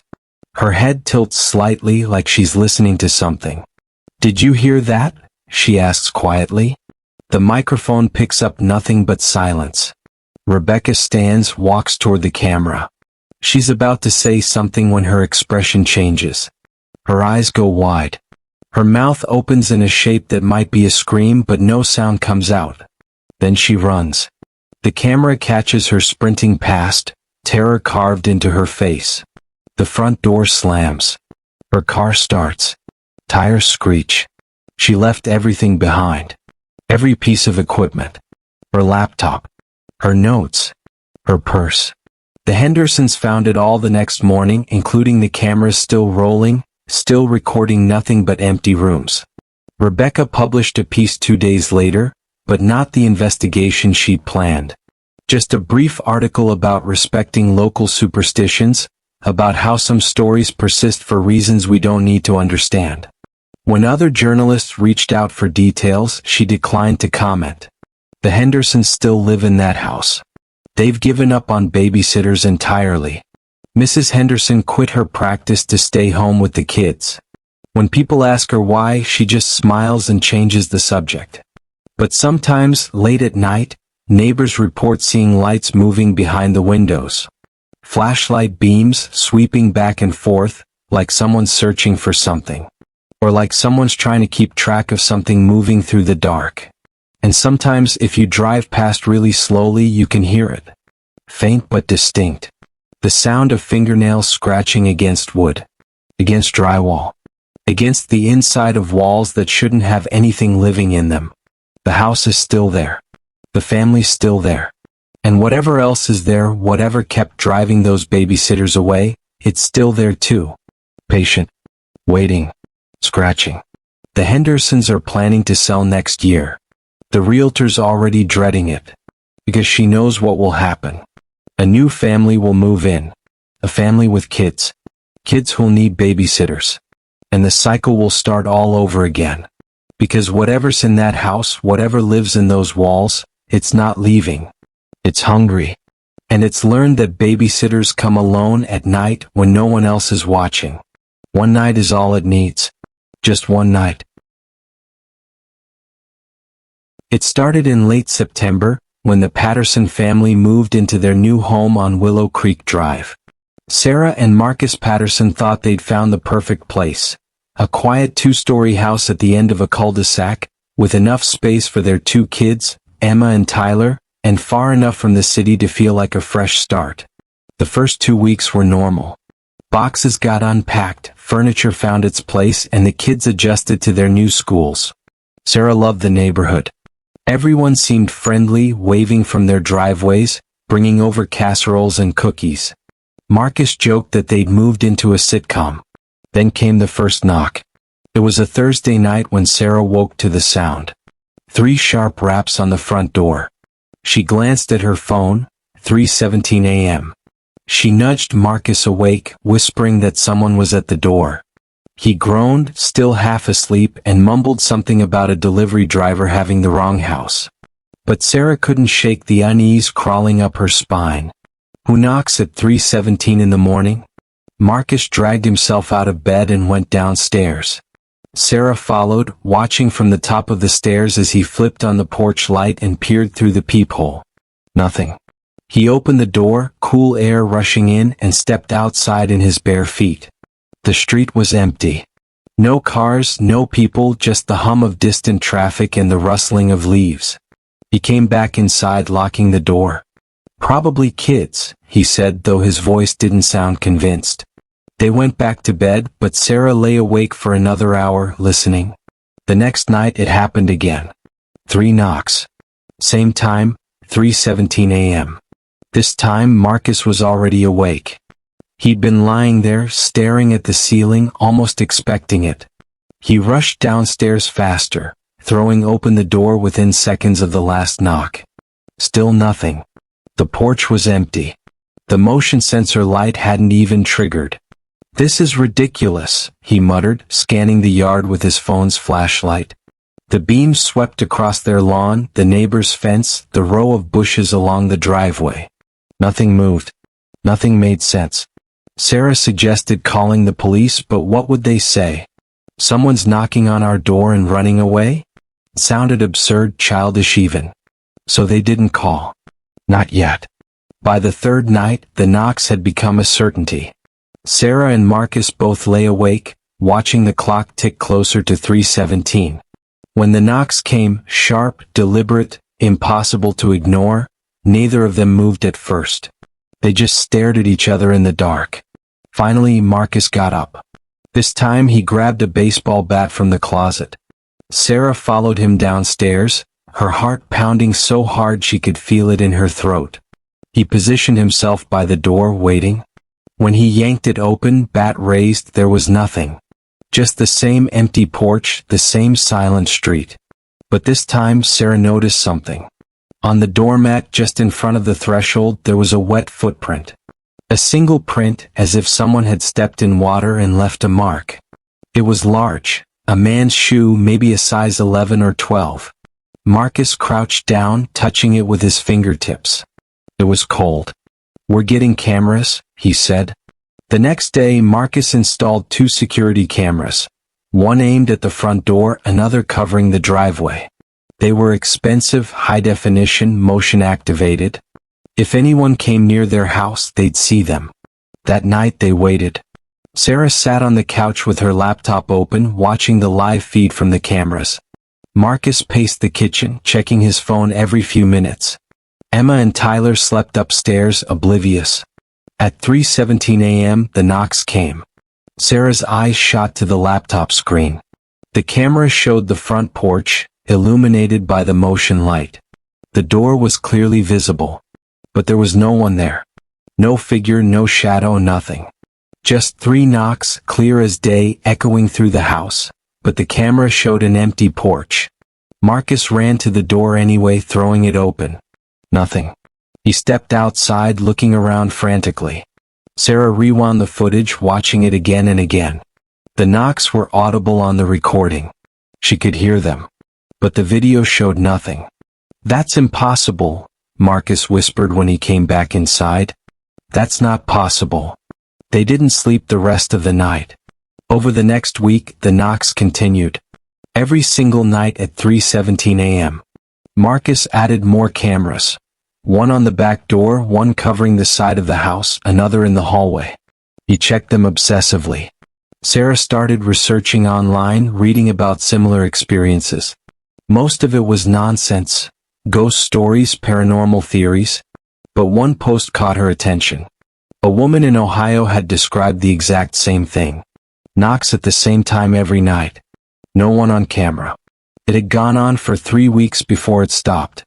Sarah read the woman's final update with a growing sense of dread. It stopped knocking because it got inside. Sarah didn't tell Marcus about the post. She tried to convince herself it was just someone messing with them, some elaborate prank. But deep down she knew something was wrong. She could feel it in the house now, a heaviness in the air, a coldness that had nothing to do with the weather. Then Tyler started having nightmares. He was 7, too young to understand what was happening, but he began waking up screaming. He told Sarah about the man in his room. The man who stood in the corner watching him. The man who didn't move, didn't speak, just stared with eyes that reflected the night light like an animal's. Sarah checked his room every night after that, turning on all the lights, looking in the closet, under the bed. There was never anyone there. But Tyler insisted. He said the man only came after the knocking stopped. That detail made Sarah's blood run cold. After the knocking stopped, she realized with a sickening clarity that for the past 2 nights, there had been no knocks. She'd been so exhausted, so drained that she hadn't even noticed. The house had been silent at 3:17 a.m. That night, Sarah couldn't sleep. She sat in the hallway between the kids' rooms, her back against the wall, waiting. Marcus had finally passed out from exhaustion, but she couldn't. She kept thinking about the woman's post. It stopped knocking because it got inside. At 3:17 a.m. she heard footsteps. Slow, deliberate footsteps coming from downstairs. She froze, every muscle in her body locking up. The footsteps moved through the kitchen, across the living room, and then started up the stairs. Heavy. Methodical. Getting closer. Sarah wanted to scream, wanted to run, but she couldn't move. The footsteps reached the top of the stairs and stopped. She could hear breathing now, raspy, wet, like someone struggling to draw air through damaged lungs. Then she saw him. A figure stood at the end of the hallway, barely visible in the darkness. Tall, impossibly thin, with arms that hung too long at his sides. His head tilted slightly as if studying her. And his eyes caught the faint light from the kids' night lights, glowing faintly like a cat's. Sarah's voice finally broke free. She screamed. Marcus burst out of the bedroom, flipping on the hallway light. The figure was gone. Just empty hallway. But Sarah was sobbing, pointing, trying to explain what she'd seen. Marcus held her, telling her it was a dream, that she was exhausted, that it wasn't real. But the next morning they found something that proved it was. On the wall at the end of the hallway where the figure had stood, there were marks. Wet handprints, too high to be from either of the kids, streaked down the wall like someone had been leaning there, holding themselves up. The prints were cold to the touch. And they smelled like earth and standing water. The Pattersons moved out 3 days later. They broke their lease, packed what they could, and left. Sarah tried to warn the landlord, but he just laughed it off. By the time they loaded the last box into the truck, a new family was already scheduled to move in the following week. Sarah thought about calling them, warning them somehow. But what would she say? That something knocks at 3:17 a.m.? That something comes inside when the knocking stops? Instead, she just drove away, watching the house disappear in the rearview mirror. 2 months later, Sarah saw a news article online. A family on Willow Creek Drive had reported strange occurrences in their home. Knocking at night. Unexplained sounds. They'd called the police multiple times, but nothing was ever found. The article included an interview with the father. He looked exhausted, dark circles under his eyes. It's always at the same time, he said. 3:17 in the morning. Every single night. The reporter asked if they'd considered moving. The man just shook his head. We can't afford to. We just signed a year lease. Sarah closed the article. She tried not to think about what would happen when the knocking stopped for them too. Tried not to imagine what they'd see standing in their hallway. But late at night, when her own house was quiet, she still woke up sometimes at exactly 3:17 a.m. And she'd lie there in the darkness, holding her breath, listening for 3 sharp knocks that, so far, had never come. She hoped they never would. Because now she understood the truth. The knocking wasn't the curse. The knocking was the warning. Emma and David thought they'd found the perfect place. A 2-bedroom apartment on the 4th floor of an old brownstone in the city. Hardwood floors, exposed brick, tall windows that let in streams of golden afternoon light. The rent was almost too good to be true, but the landlord explained it away easily enough. The previous tenant had left in a hurry. Some kind of family emergency. She'd paid through the end of the month and never came back for her security deposit. They moved in on a Saturday in October. Boxes everywhere, furniture crammed into the wrong rooms, takeout containers stacked on the kitchen counter. That first night, they were too exhausted to notice anything unusual. They fell asleep on their mattress on the floor, still surrounded by unpacked boxes, and didn't wake until morning. It was the second night when they heard it. Emma was brushing her teeth in the bathroom when David walked down the hallway toward the bedroom. She could hear his footsteps on the hardwood. Heavy, deliberate. The old floors creaked with each step. But then she heard something else. Another set of footsteps. Lighter but matching his rhythm exactly. Step for step. Like an echo but not quite. She poked her head out of the bathroom. David was standing in the hallway, frozen, staring back toward the living room. "Did you hear that?" he whispered. She nodded. They both stood there listening. The apartment was silent now. Just the hum of the refrigerator and the distant sound of traffic outside. "Old building," David said after a moment. "Probably just the neighbors upstairs." Emma wanted to believe that. She did believe it for a while. But the sound came back the next night. And the night after that. Always when one of them was walking down the hallway. Always matching their footsteps exactly. The same rhythm, the same pattern, but slightly offset. Like someone was walking parallel to them just out of sight. David started testing it. He'd walk down the hall quickly, then stop suddenly. The extra footsteps would continue for just a fraction of a second longer before stopping too. He'd walk slowly, dragging his feet. The echo would drag too. He tried walking on his toes, barely making a sound. The second set of footsteps grew quieter as well, but they were still there. "It's the acoustics," he said, though his voice lacked conviction. "Sound bouncing off the walls or something." Emma didn't argue, but she stopped walking down that hallway alone at night. They tried to ignore it. Tried to convince themselves it was nothing. Just a quirk of an old building. But ignoring it became harder when the footsteps started happening, even when they were standing still. Emma was in the kitchen one evening, chopping vegetables for dinner. David was in the living room reading on the couch. Neither of them was moving. And then they heard it. Footsteps in the hallway. Slow and measured. Walking from the bedroom toward the living room. David's eyes met Emma's across the apartment. He stood up slowly, his book falling to the floor. The footsteps stopped. "Hello?" David called out. His voice sounded small in the sudden silence. No response.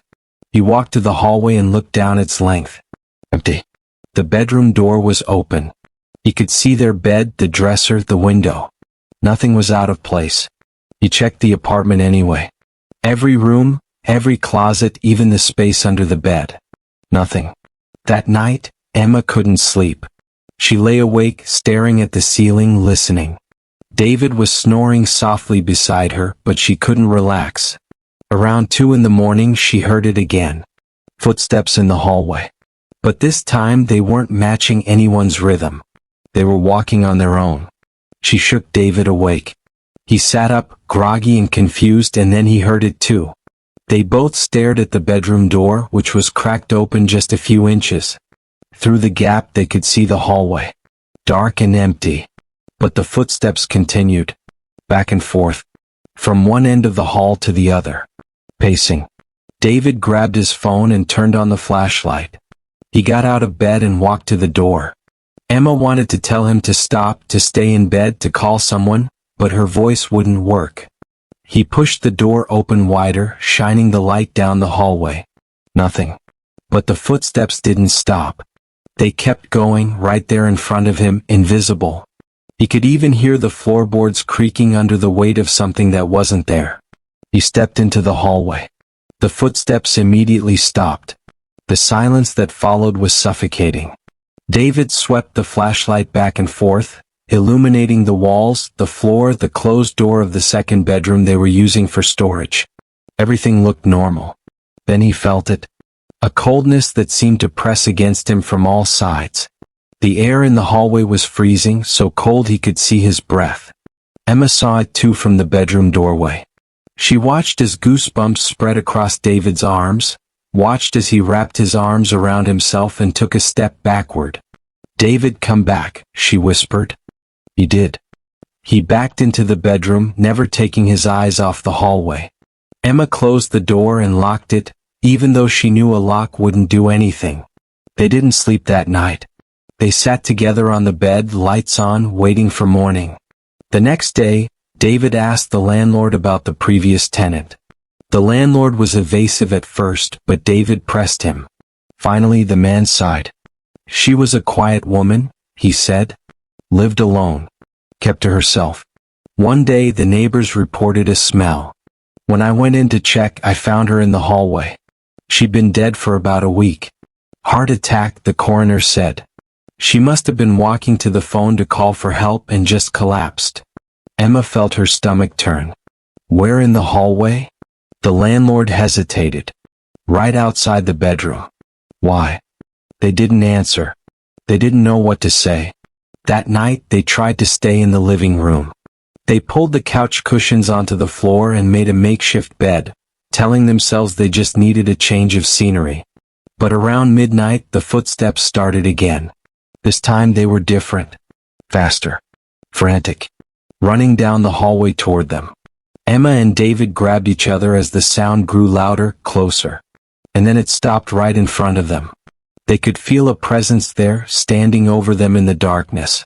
The air turned ice cold again.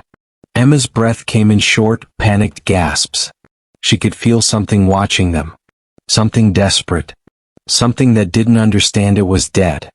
David fumbled for his phone, turned on the flashlight again. The beam cut through the darkness, but there was nothing there. Just empty space. But the feeling remained. The weight of invisible eyes.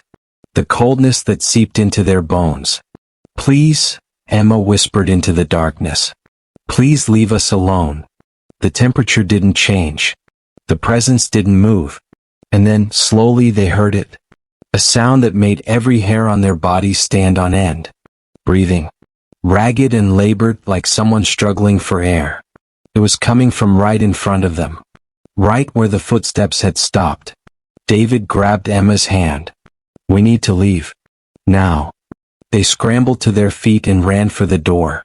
Behind them the breathing grew louder, more desperate. They could hear footsteps chasing them. Fast and stumbling. The sound of someone running who could barely stay upright.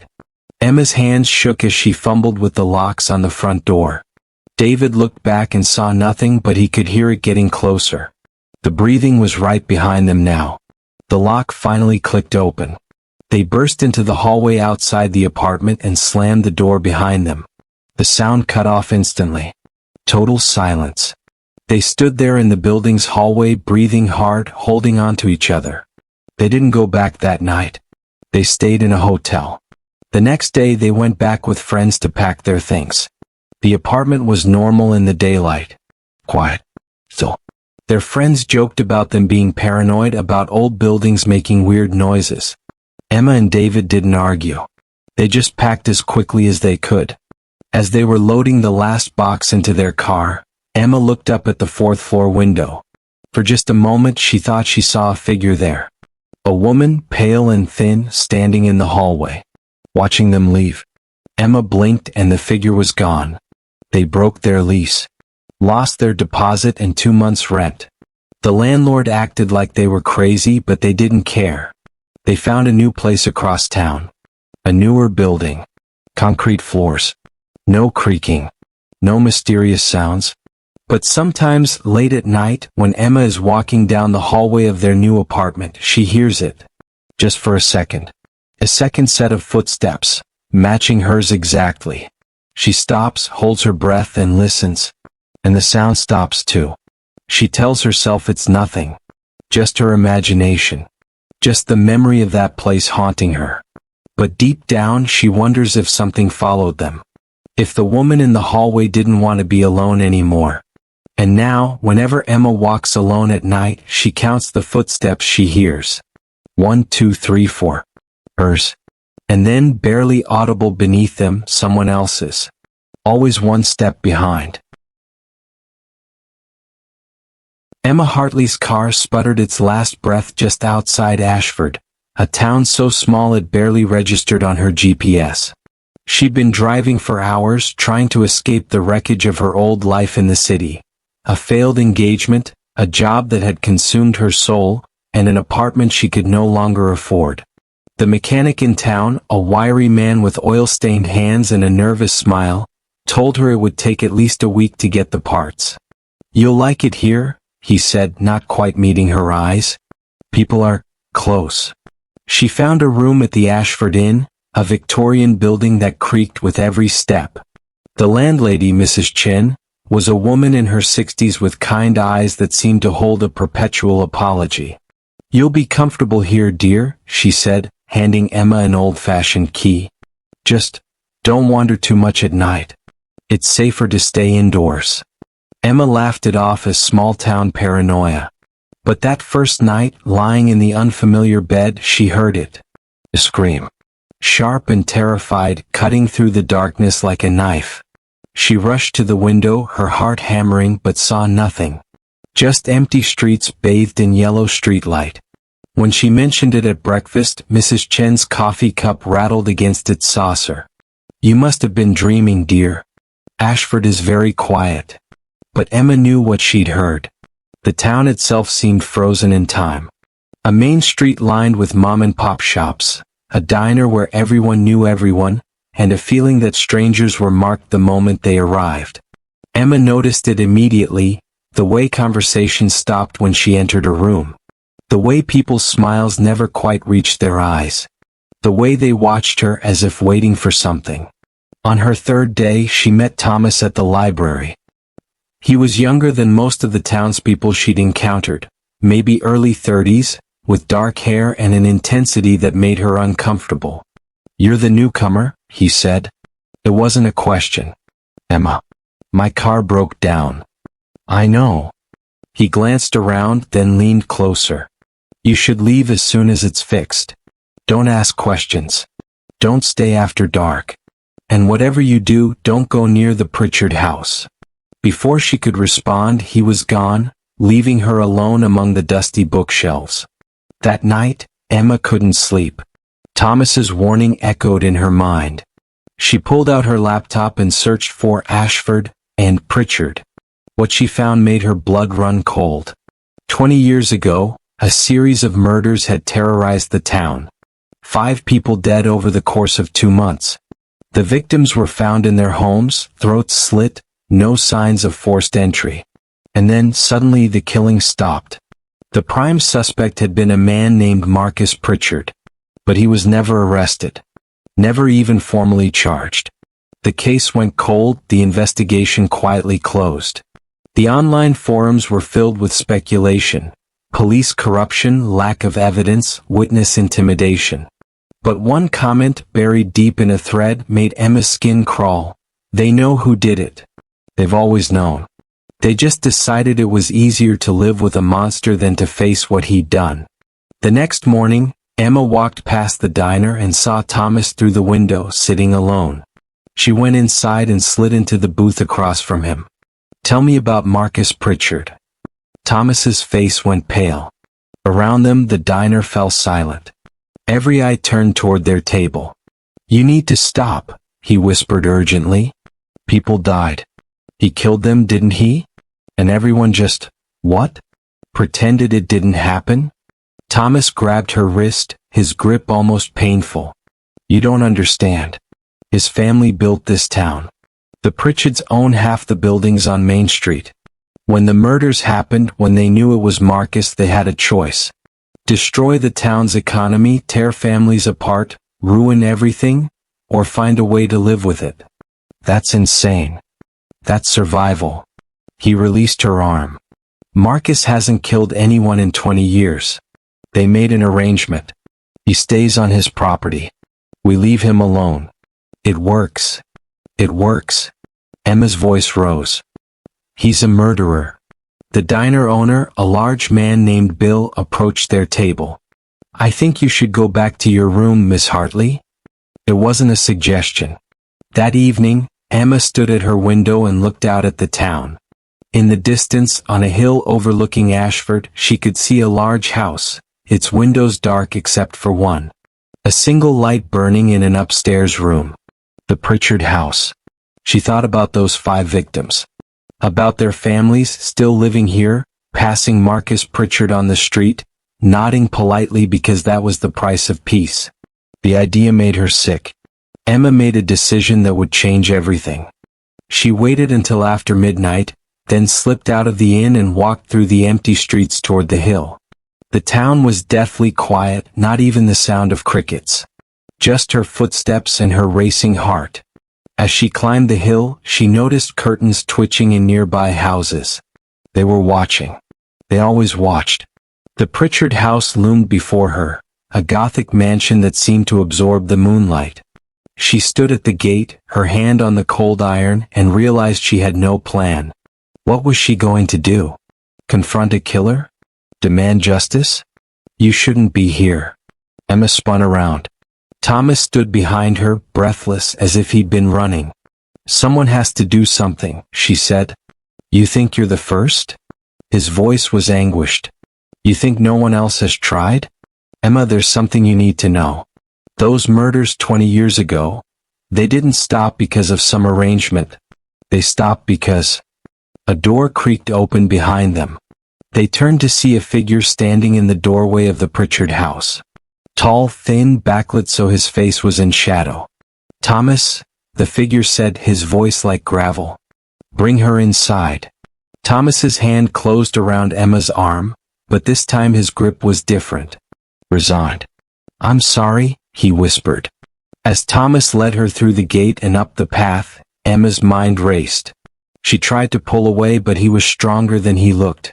The door yawned open before them like a mouth. Inside, the house smelled of old wood and something else. Something sweet and rotten. Marcus Pritchard stood in the foyer, and when the light hit his face, Emma gasped. He was ancient, his skin paper-thin, his eyes roomy and distant. I'm 87 years old, Marcus said, his voice a rasp. I was 67 when I killed those people. And yes, I killed them. Slit their throats while they slept. Emma's legs nearly gave out. Thomas held her upright. Why? She managed to ask. Because I wanted to. Because I could. Because in that moment I was curious what it would feel like. He smiled, revealing yellowed teeth. And it felt like nothing at all. Then why did you stop? Marcus's smile widened. Because Thomas here and the others, they made me understand something. They showed me that there was a better way to feel alive. Thomas's grip on Emma's arm tightened.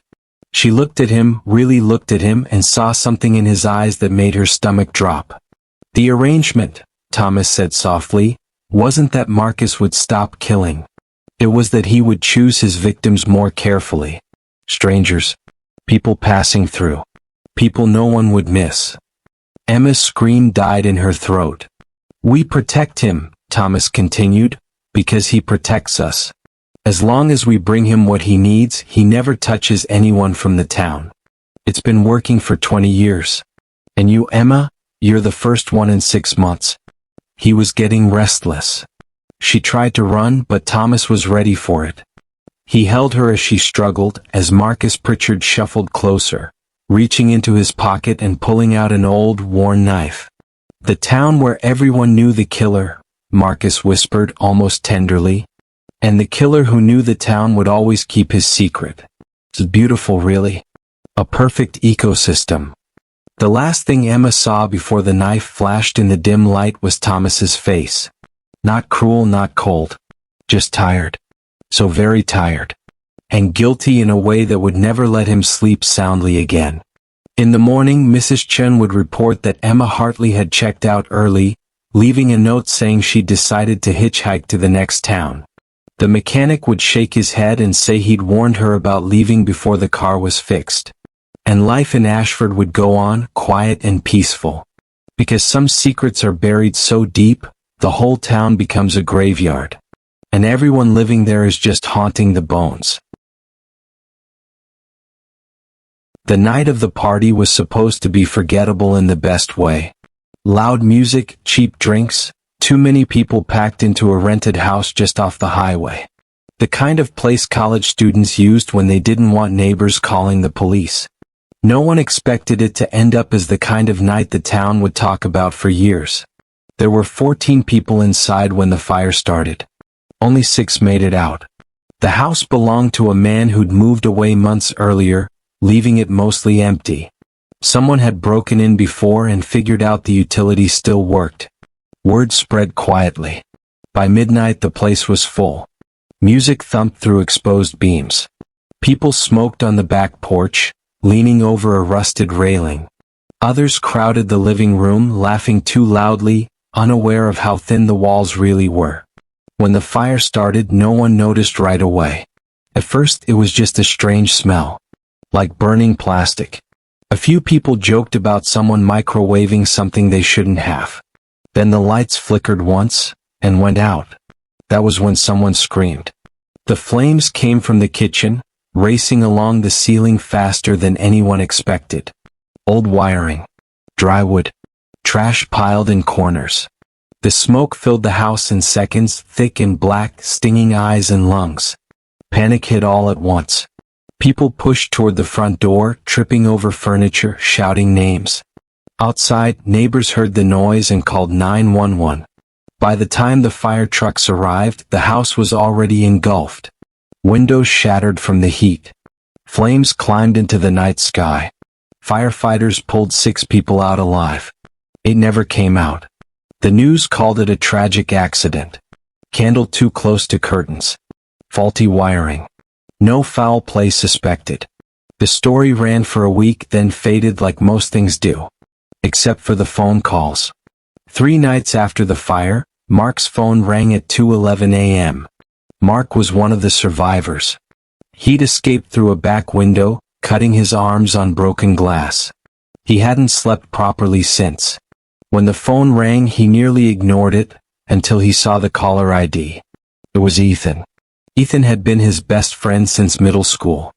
Ethan had been pronounced dead at the scene. Mark stared at the screen, convinced exhaustion was messing with him. The phone kept ringing.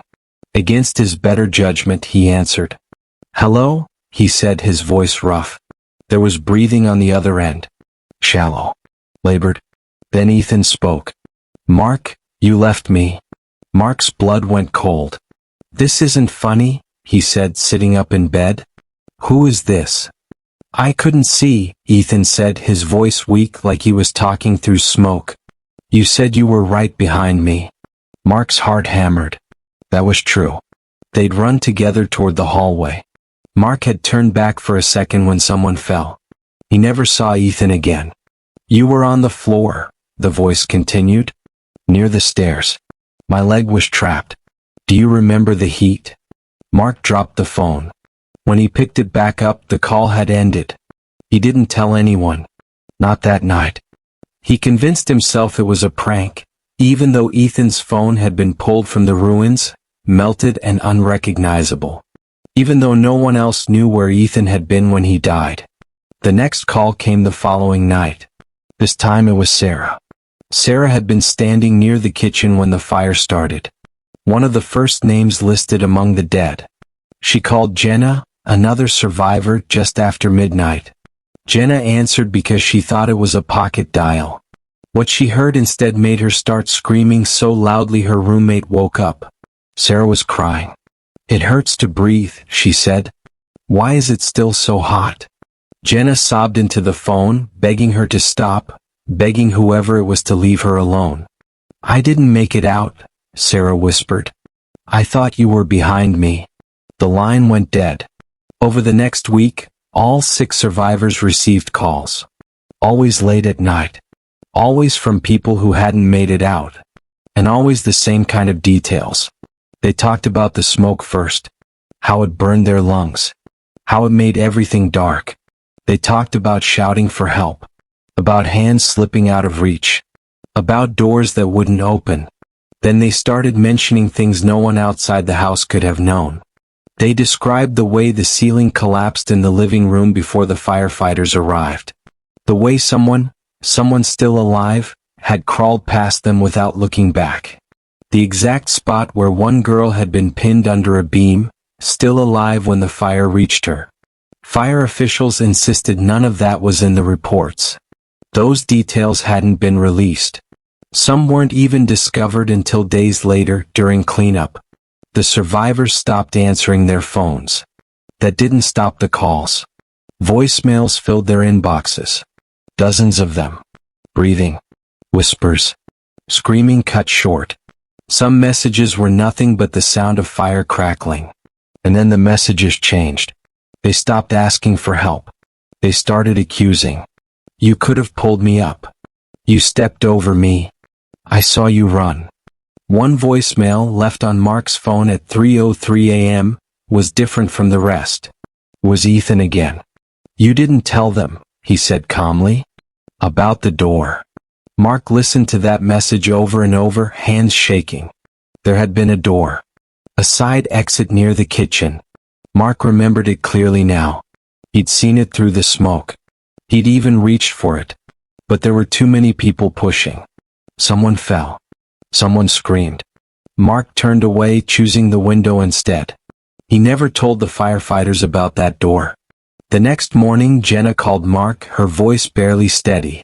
"They're not just calling," she said. "They're waiting." She explained that when she'd stepped outside the night before, she smelled smoke again. Stronger than before. And for a moment, just a moment, she thought she saw figures standing across the street. Dark shapes. So, watching her house. Mark told her to go somewhere public. Somewhere crowded. She agreed. She never made it. Later that evening, police found her car abandoned near the burned house. Engine still warm. Phone on the driver's seat. The last call on it was from Sarah. After that, the calls came non-stop. Survivors reported feeling heat in their homes. Smoke alarms going off for no reason. Walls warm to the touch. Some swore they heard footsteps at night, pacing like someone trapped in a burning room. One by one, the survivors disappeared. Car accidents.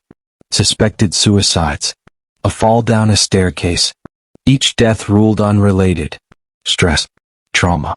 Survivor's guilt. Mark was the last one left. He stopped sleeping. Stopped answering doors. Stopped answering his phone. Until one night when the phone rang anyway. Unknown number. He knew better. But he answered. There were multiple voices this time. Overlapping. Panicked. Then Ethan spoke clearly, louder than the rest. "We're together now," he said. Just like the hallway. Mark's house began to smell like smoke. The phone slipped from his hand as the temperature in the room climbed, slow and steady, like an oven warming up. The call ended. When firefighters arrived the next morning, Mark's house was already gone. Reduced to ash. Investigators couldn't find a cause. But neighbors said the strangest thing. They said they saw the flames start all at once, inside every room. And if you ask the right people in town, they'll tell you something else. They say that sometimes late at night phones still ring. And when they answer, the call is coming from a number that no longer exists. A number pulled from a fire that never really went out. The funeral was supposed to be ordinary. Gray sky, folding chairs sinking slightly into wet grass, the quiet sniffles of people who didn't know whether to cry loudly or keep it contained. It was the kind of funeral that happens every week somewhere, Nothing dramatic, nothing memorable. Just another name added to the town's small cemetery. The casket belonged to a woman named Margaret Hale. She was 74, retired, lived alone, no children. People came mostly out of habit. Neighbors, old co-workers, a few distant relatives. The priest didn't know her personally, but that wasn't unusual. He had done dozens of services like this before. As he stepped up to the podium, the wind caught the hem of his robe and fluttered it like a warning sign no one noticed. He cleared his throat, adjusted his glasses, and looked down at the paper in his hands. "We are gathered here today," he said gently, "to mourn the passing of Daniel Mercer." There was a pause. Not the normal, respectful kind, this one stretched, awkward and uncertain. A few people glanced at each other. Someone coughed. A woman in the front row frowned and whispered Margaret's name under her breath, like she was checking herself.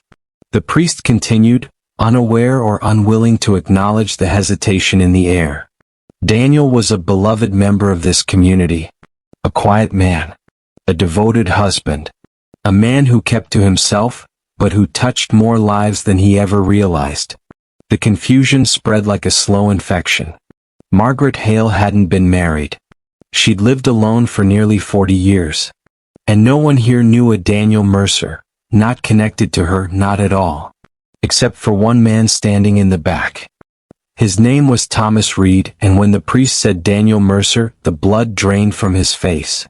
Thomas had come late and stayed near the trees, half hidden by the branches. He hadn't wanted to be seen. He told himself it was just discomfort, that funerals always made him uneasy, but the truth ran deeper than that. He hadn't known Margaret well. Barely at all. He knew Daniel. The priest went on, reading from the paper in his hands. He spoke about Daniel's childhood, his quiet habits, his tendency to take long walks at night. He described a man who avoided mirrors and hated photographs, who once told a neighbor he felt more real in the dark than in daylight. With every word, Thomas felt his heartbeat pound harder in his ears. Because the man being described wasn't dead. Not officially. And not to Thomas. Years earlier, before Thomas moved to this town, he had lived somewhere else. A smaller place. A quieter place. The kind of town where secrets don't stay buried for long, unless everyone agrees to bury them together. Daniel Mercer had lived there too. People used to describe him the same way the priest was now. Quiet. Polite. Forgettable. A man you passed on the street without really seeing. Until the night Daniel's wife disappeared. The official story was that she left. Packed a bag. Took cash. Vanished. No signs of a struggle. No witnesses. The police asked questions, knocked on doors, then slowly stopped trying. But Thomas remembered the sounds. He lived next door back then. Thin walls. Bad insulation. He remembered hearing something heavy dragged across a floor at 3 in the morning. Remembered a sharp, desperate cry cut short. Remembered Daniel stepping outside the next day with scratches on his hands and an expression that didn't quite fit his face. Thomas went to the police. Gave a statement. Told them everything. Nothing happened. Daniel smiled at him after that. Just once. A small smile. Tight. Knowing. Years passed. Thomas moved away. Daniel stayed. And now, somehow, Daniel Mercer was being eulogized in the wrong town, at the wrong funeral, under the wrong name. Thomas's legs felt weak. He leaned against the tree behind him as the priest reached the end of the speech. "May we remember Daniel not for how he left this world," the priest said, "but for what he did to survive it." That sentence wasn't on the program. Several people noticed that. A murmur rippled through the crowd. Someone raised a hand slightly, unsure whether to interrupt. But before anyone could speak, the priest folded the paper neatly and stepped back. "We will now have a moment of silence," he said. The silence that followed was wrong. Too heavy. Too focused. Thomas felt it settle on him, like dozens of invisible eyes turning in his direction. After the service, people gathered in small clusters, whispering. A woman approached the priest, pointing at the pamphlet that clearly said Margaret Hale. He nodded, frowned, apologized. Said there must have been a mix-up. Wrong notes. Wrong name. I don't know how that happened, he said, his voice a little too rehearsed. I'll make sure it's corrected. The casket was lowered anyway. Margaret Hale was buried under Daniel Mercer's name. Thomas didn't stay for the reception. He left quickly, head down, heart racing. He tried to tell himself it was a mistake. Clerical error. Coincidence. But coincidences don't describe a man perfectly by accident. That night, Thomas couldn't sleep. Every time he closed his eyes, he heard the priest's voice. That final line echoing in his head. What he did to survive it. Around 2:30 a.m. his phone rang. No caller ID. He stared at the screen for a long time before answering. Hello, he said. At first there was only breathing on the other end. Slow. Come. Then a voice he hadn't heard in years. You went to the funeral, Daniel Mercer said. Thomas's mouth went dry. That wasn't. You always had trouble minding your own business, Daniel interrupted, still calm. Almost amused. I wondered if you'd come. Thomas stood and backed away from the bed, like distance might help. They said your name, he whispered. At Margaret Hale's funeral. I know, Daniel replied. She was very helpful. The word helpful landed wrong. She gave me a place to rest, Daniel continued. A new name for a while. People stop looking when they think you're already buried. Thomas's hand shook as he gripped the phone tighter. You can't just, people will notice. They already did, Daniel said. And they already forgot. That's how it works. There was a pause. Then softly, you noticed. Thomas swallowed. Why are you calling me? Because, Daniel said, now there are 2 graves with my name floating around. And I don't like loose ends. The line went dead. The next morning Thomas went to the police. Different town, different station, same story. He told them about the call, the funeral, the name. He even mentioned Margaret Hale, said maybe they should look into how she died.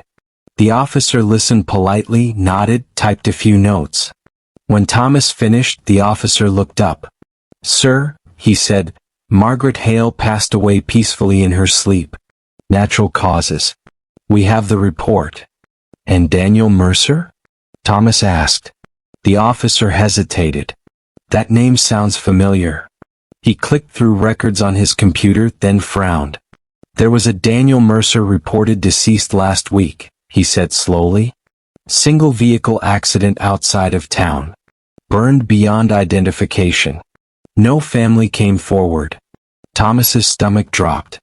Where was he buried? Thomas asked. The officer checked the screen. Same cemetery. Section C. Thomas didn't say anything else. He just left. He drove straight to the cemetery. The ground was still fresh in 2 places, only a few rows apart. One marked Margaret Hale. One marked Daniel Mercer. Thomas stood between them, staring. For a moment, everything was quiet. Then he noticed something else. A third patch of disturbed earth just beyond the trees. No marker. No flowers. Just soil that hadn't settled yet. His phone buzzed in his pocket. A text message. Unknown number. You were always good at noticing things. Thomas didn't stay to see if the ground moved. Some people say the priest made a mistake. Others say he read from the wrong paper. But in that town, funerals are shorter now. Quieter. And sometimes if you listen carefully, you can hear someone reading a name that doesn't belong to the dead at all. Just someone who isn't finished yet. They used to tell it like a joke. In the river town of Greyhaven, people laughed about the lantern walk the way small towns laugh about things that make them uncomfortable. Newcomers would hear it within a week, usually from a bartender or a bored cashier who leaned in just enough to make it sound playful. Don't walk the old levee after dark, they'd say. Why? Because the lantern man will follow you home. Everyone said it differently, but the details were always the same. A figure seen along the levee road late at night. Always carrying a dim yellow lantern. Always walking just behind you. never speaking. If you turned around, he'd stop. If you ran, he'd keep pace. And if the lantern light ever reached your shadow, you wouldn't make it home. Locals insisted it was nonsense. Something invented years ago to scare teenagers away from the river. A spooky little legend, nothing more. That's what most people believed. Until the disappearances started lining up too perfectly. Greyhaven was the kind of place where everyone knew everyone, or at least pretended to. It was quiet, bordered by marshland and an aging levee that curved along the river like a scar. The levee road had no streetlights, just gravel, cattails, and the sound of water moving slow and heavy in the dark. Over the course of 5 years, 9 people vanished. Not all at once. Not dramatically. Just gone. They weren't tourists. They weren't drifters. They were locals. People with routines. People who were seen walking home late at night. Each case ended the same way. A search. A few posters. A quiet conclusion that they must have moved on or fallen into the river. No bodies. No arrests. And always the last place they were seen was somewhere near the levee. The police never connected the cases publicly. Officially, there was no pattern. Privately, some officers stopped patrolling the levee after sunset. Still, the legend stayed just a legend. Until a woman named Maribel Torres disappeared. Maribel was 28, a home health aide who worked long hours and walked everywhere. She didn't own a car, and her route home took her along the levee road. Faster than going around, cheaper than a cab. The night she vanished, she had called her sister while walking. Her sister later told police the call was normal at first. Complaints about work. Jokes about dinner.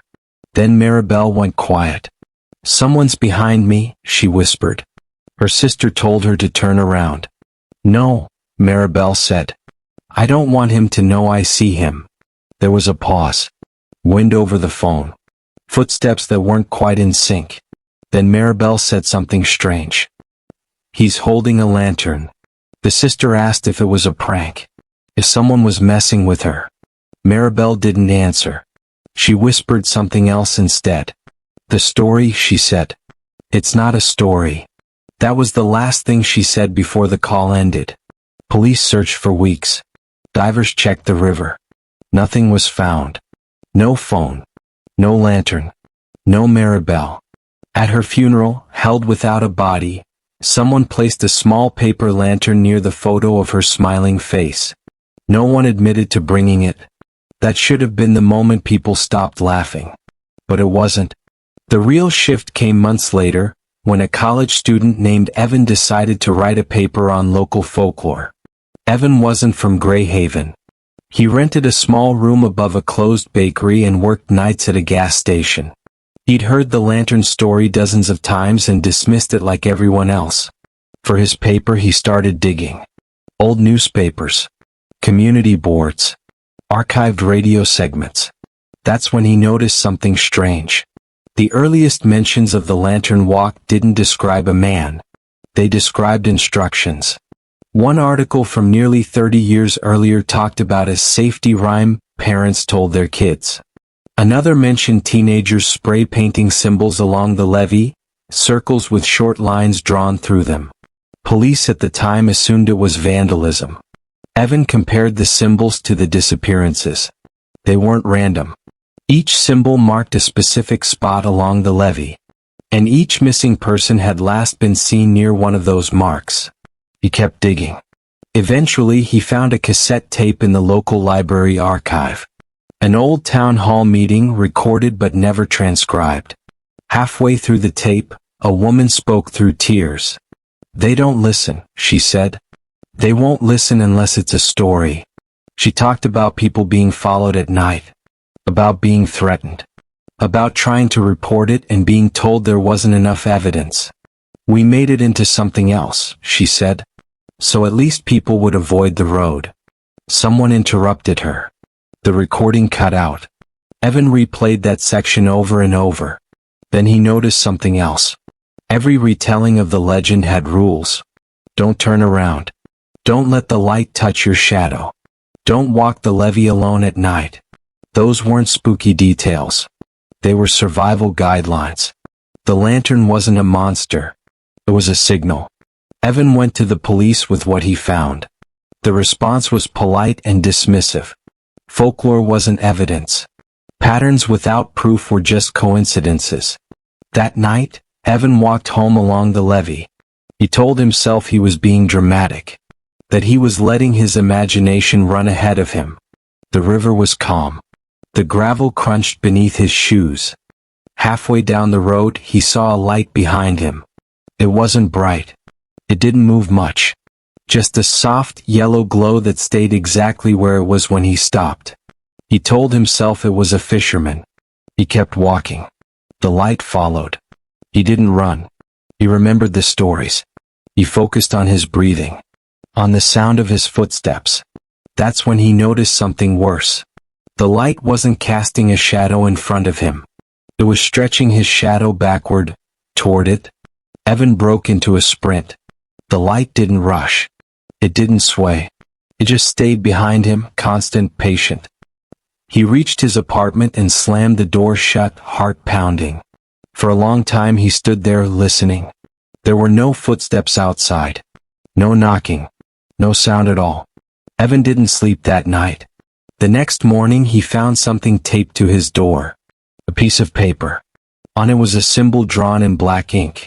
A circle with a line through it. Below it, 3 words were written in shaky handwriting. You were warned. Evan left Greyhaven 2 days later. He published his paper online instead. It didn't go viral. It didn't spark an investigation. It was buried under other stories. But something changed in Greyhaven after that. People stopped telling the legend like a joke.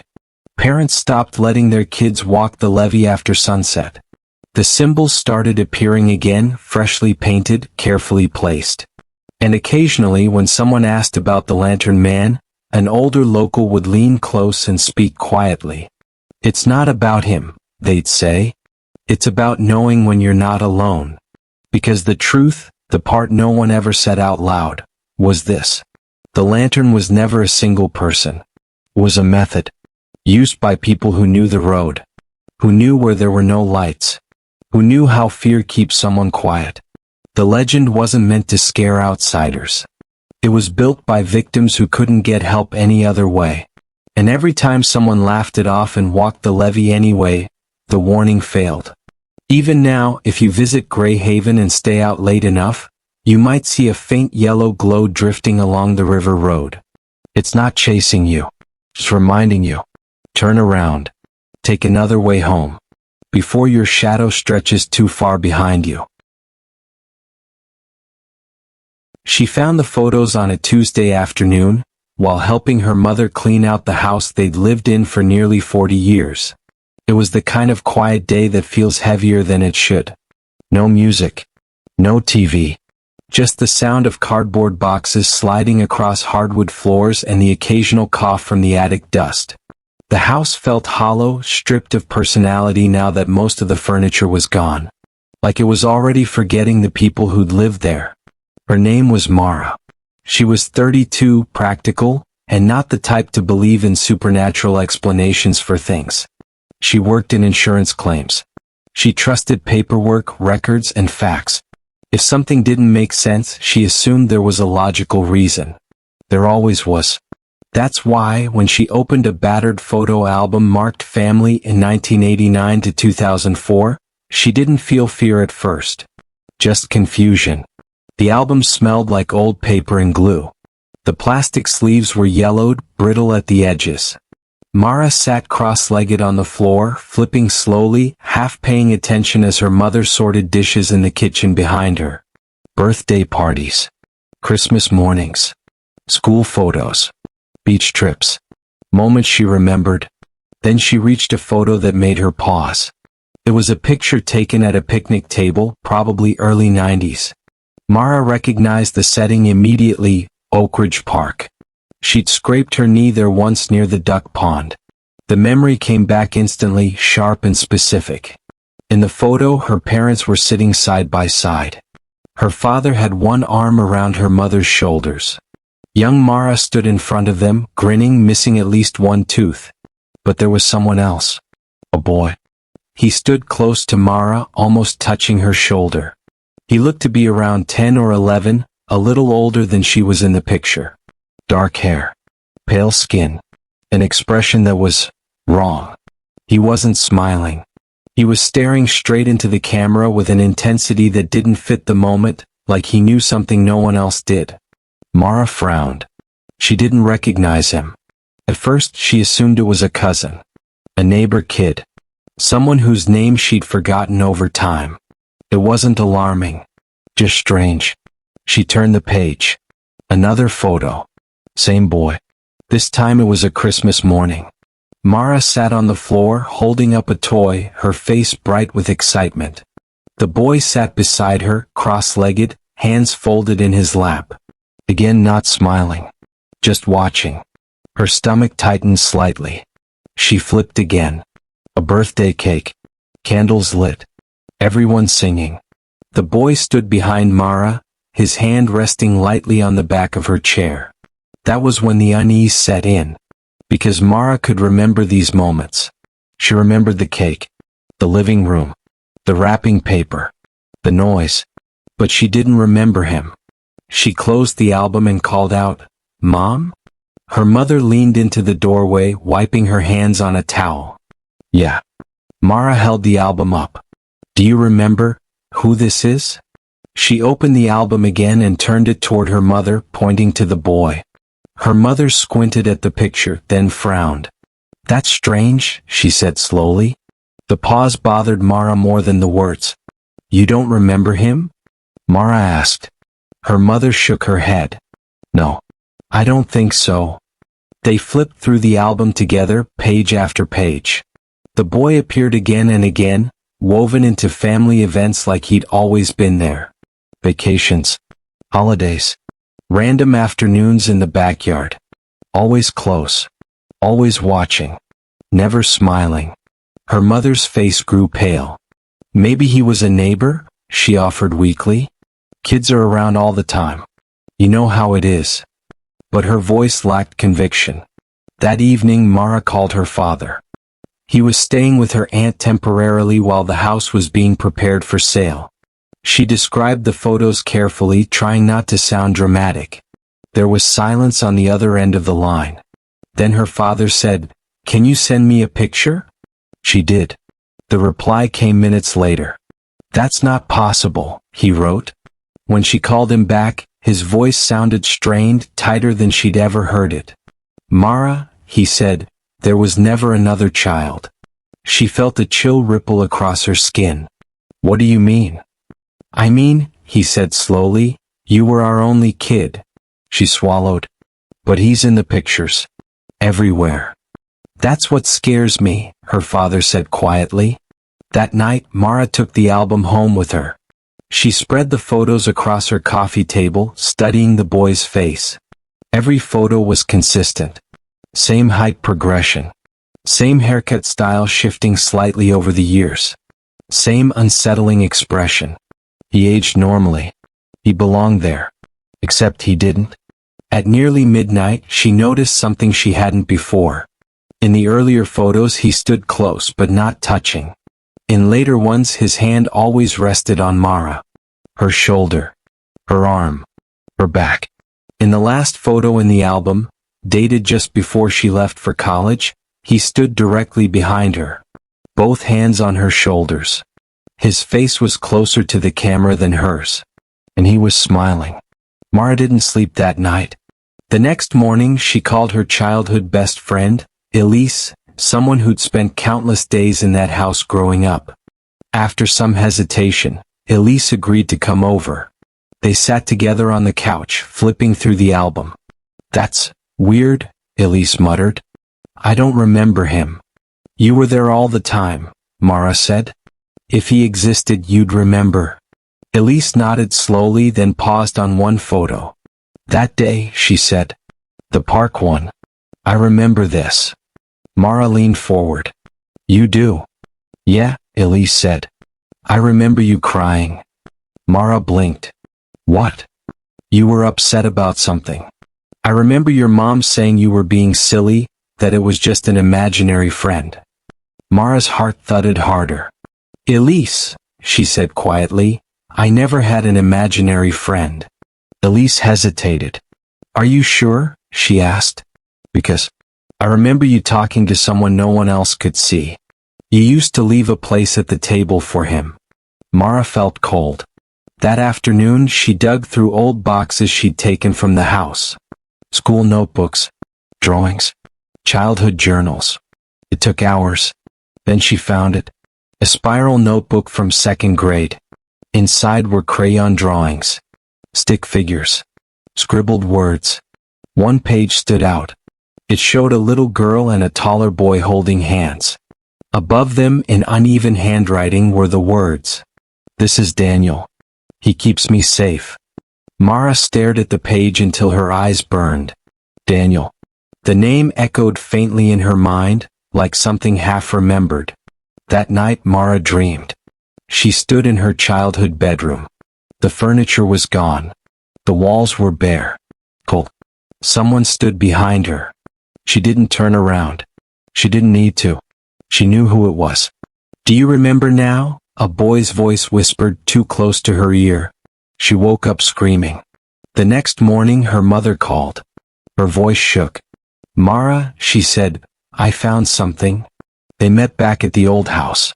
In the closet beneath the stairs, behind a loose panel no one remembered installing, her mother had found a small cardboard box. Inside were hospital documents, birth records, death records. The papers were old, dated decades back. There had been another child, a boy, Daniel, born prematurely, weak lungs, frequent hospital stays. He died young, too young. So young in fact that Mara hadn't been told. Her parents had decided it was better that way. No funeral she could remember. No stories shared. No photos displayed. Except, apparently, there were photos. As they stood there the house creaked.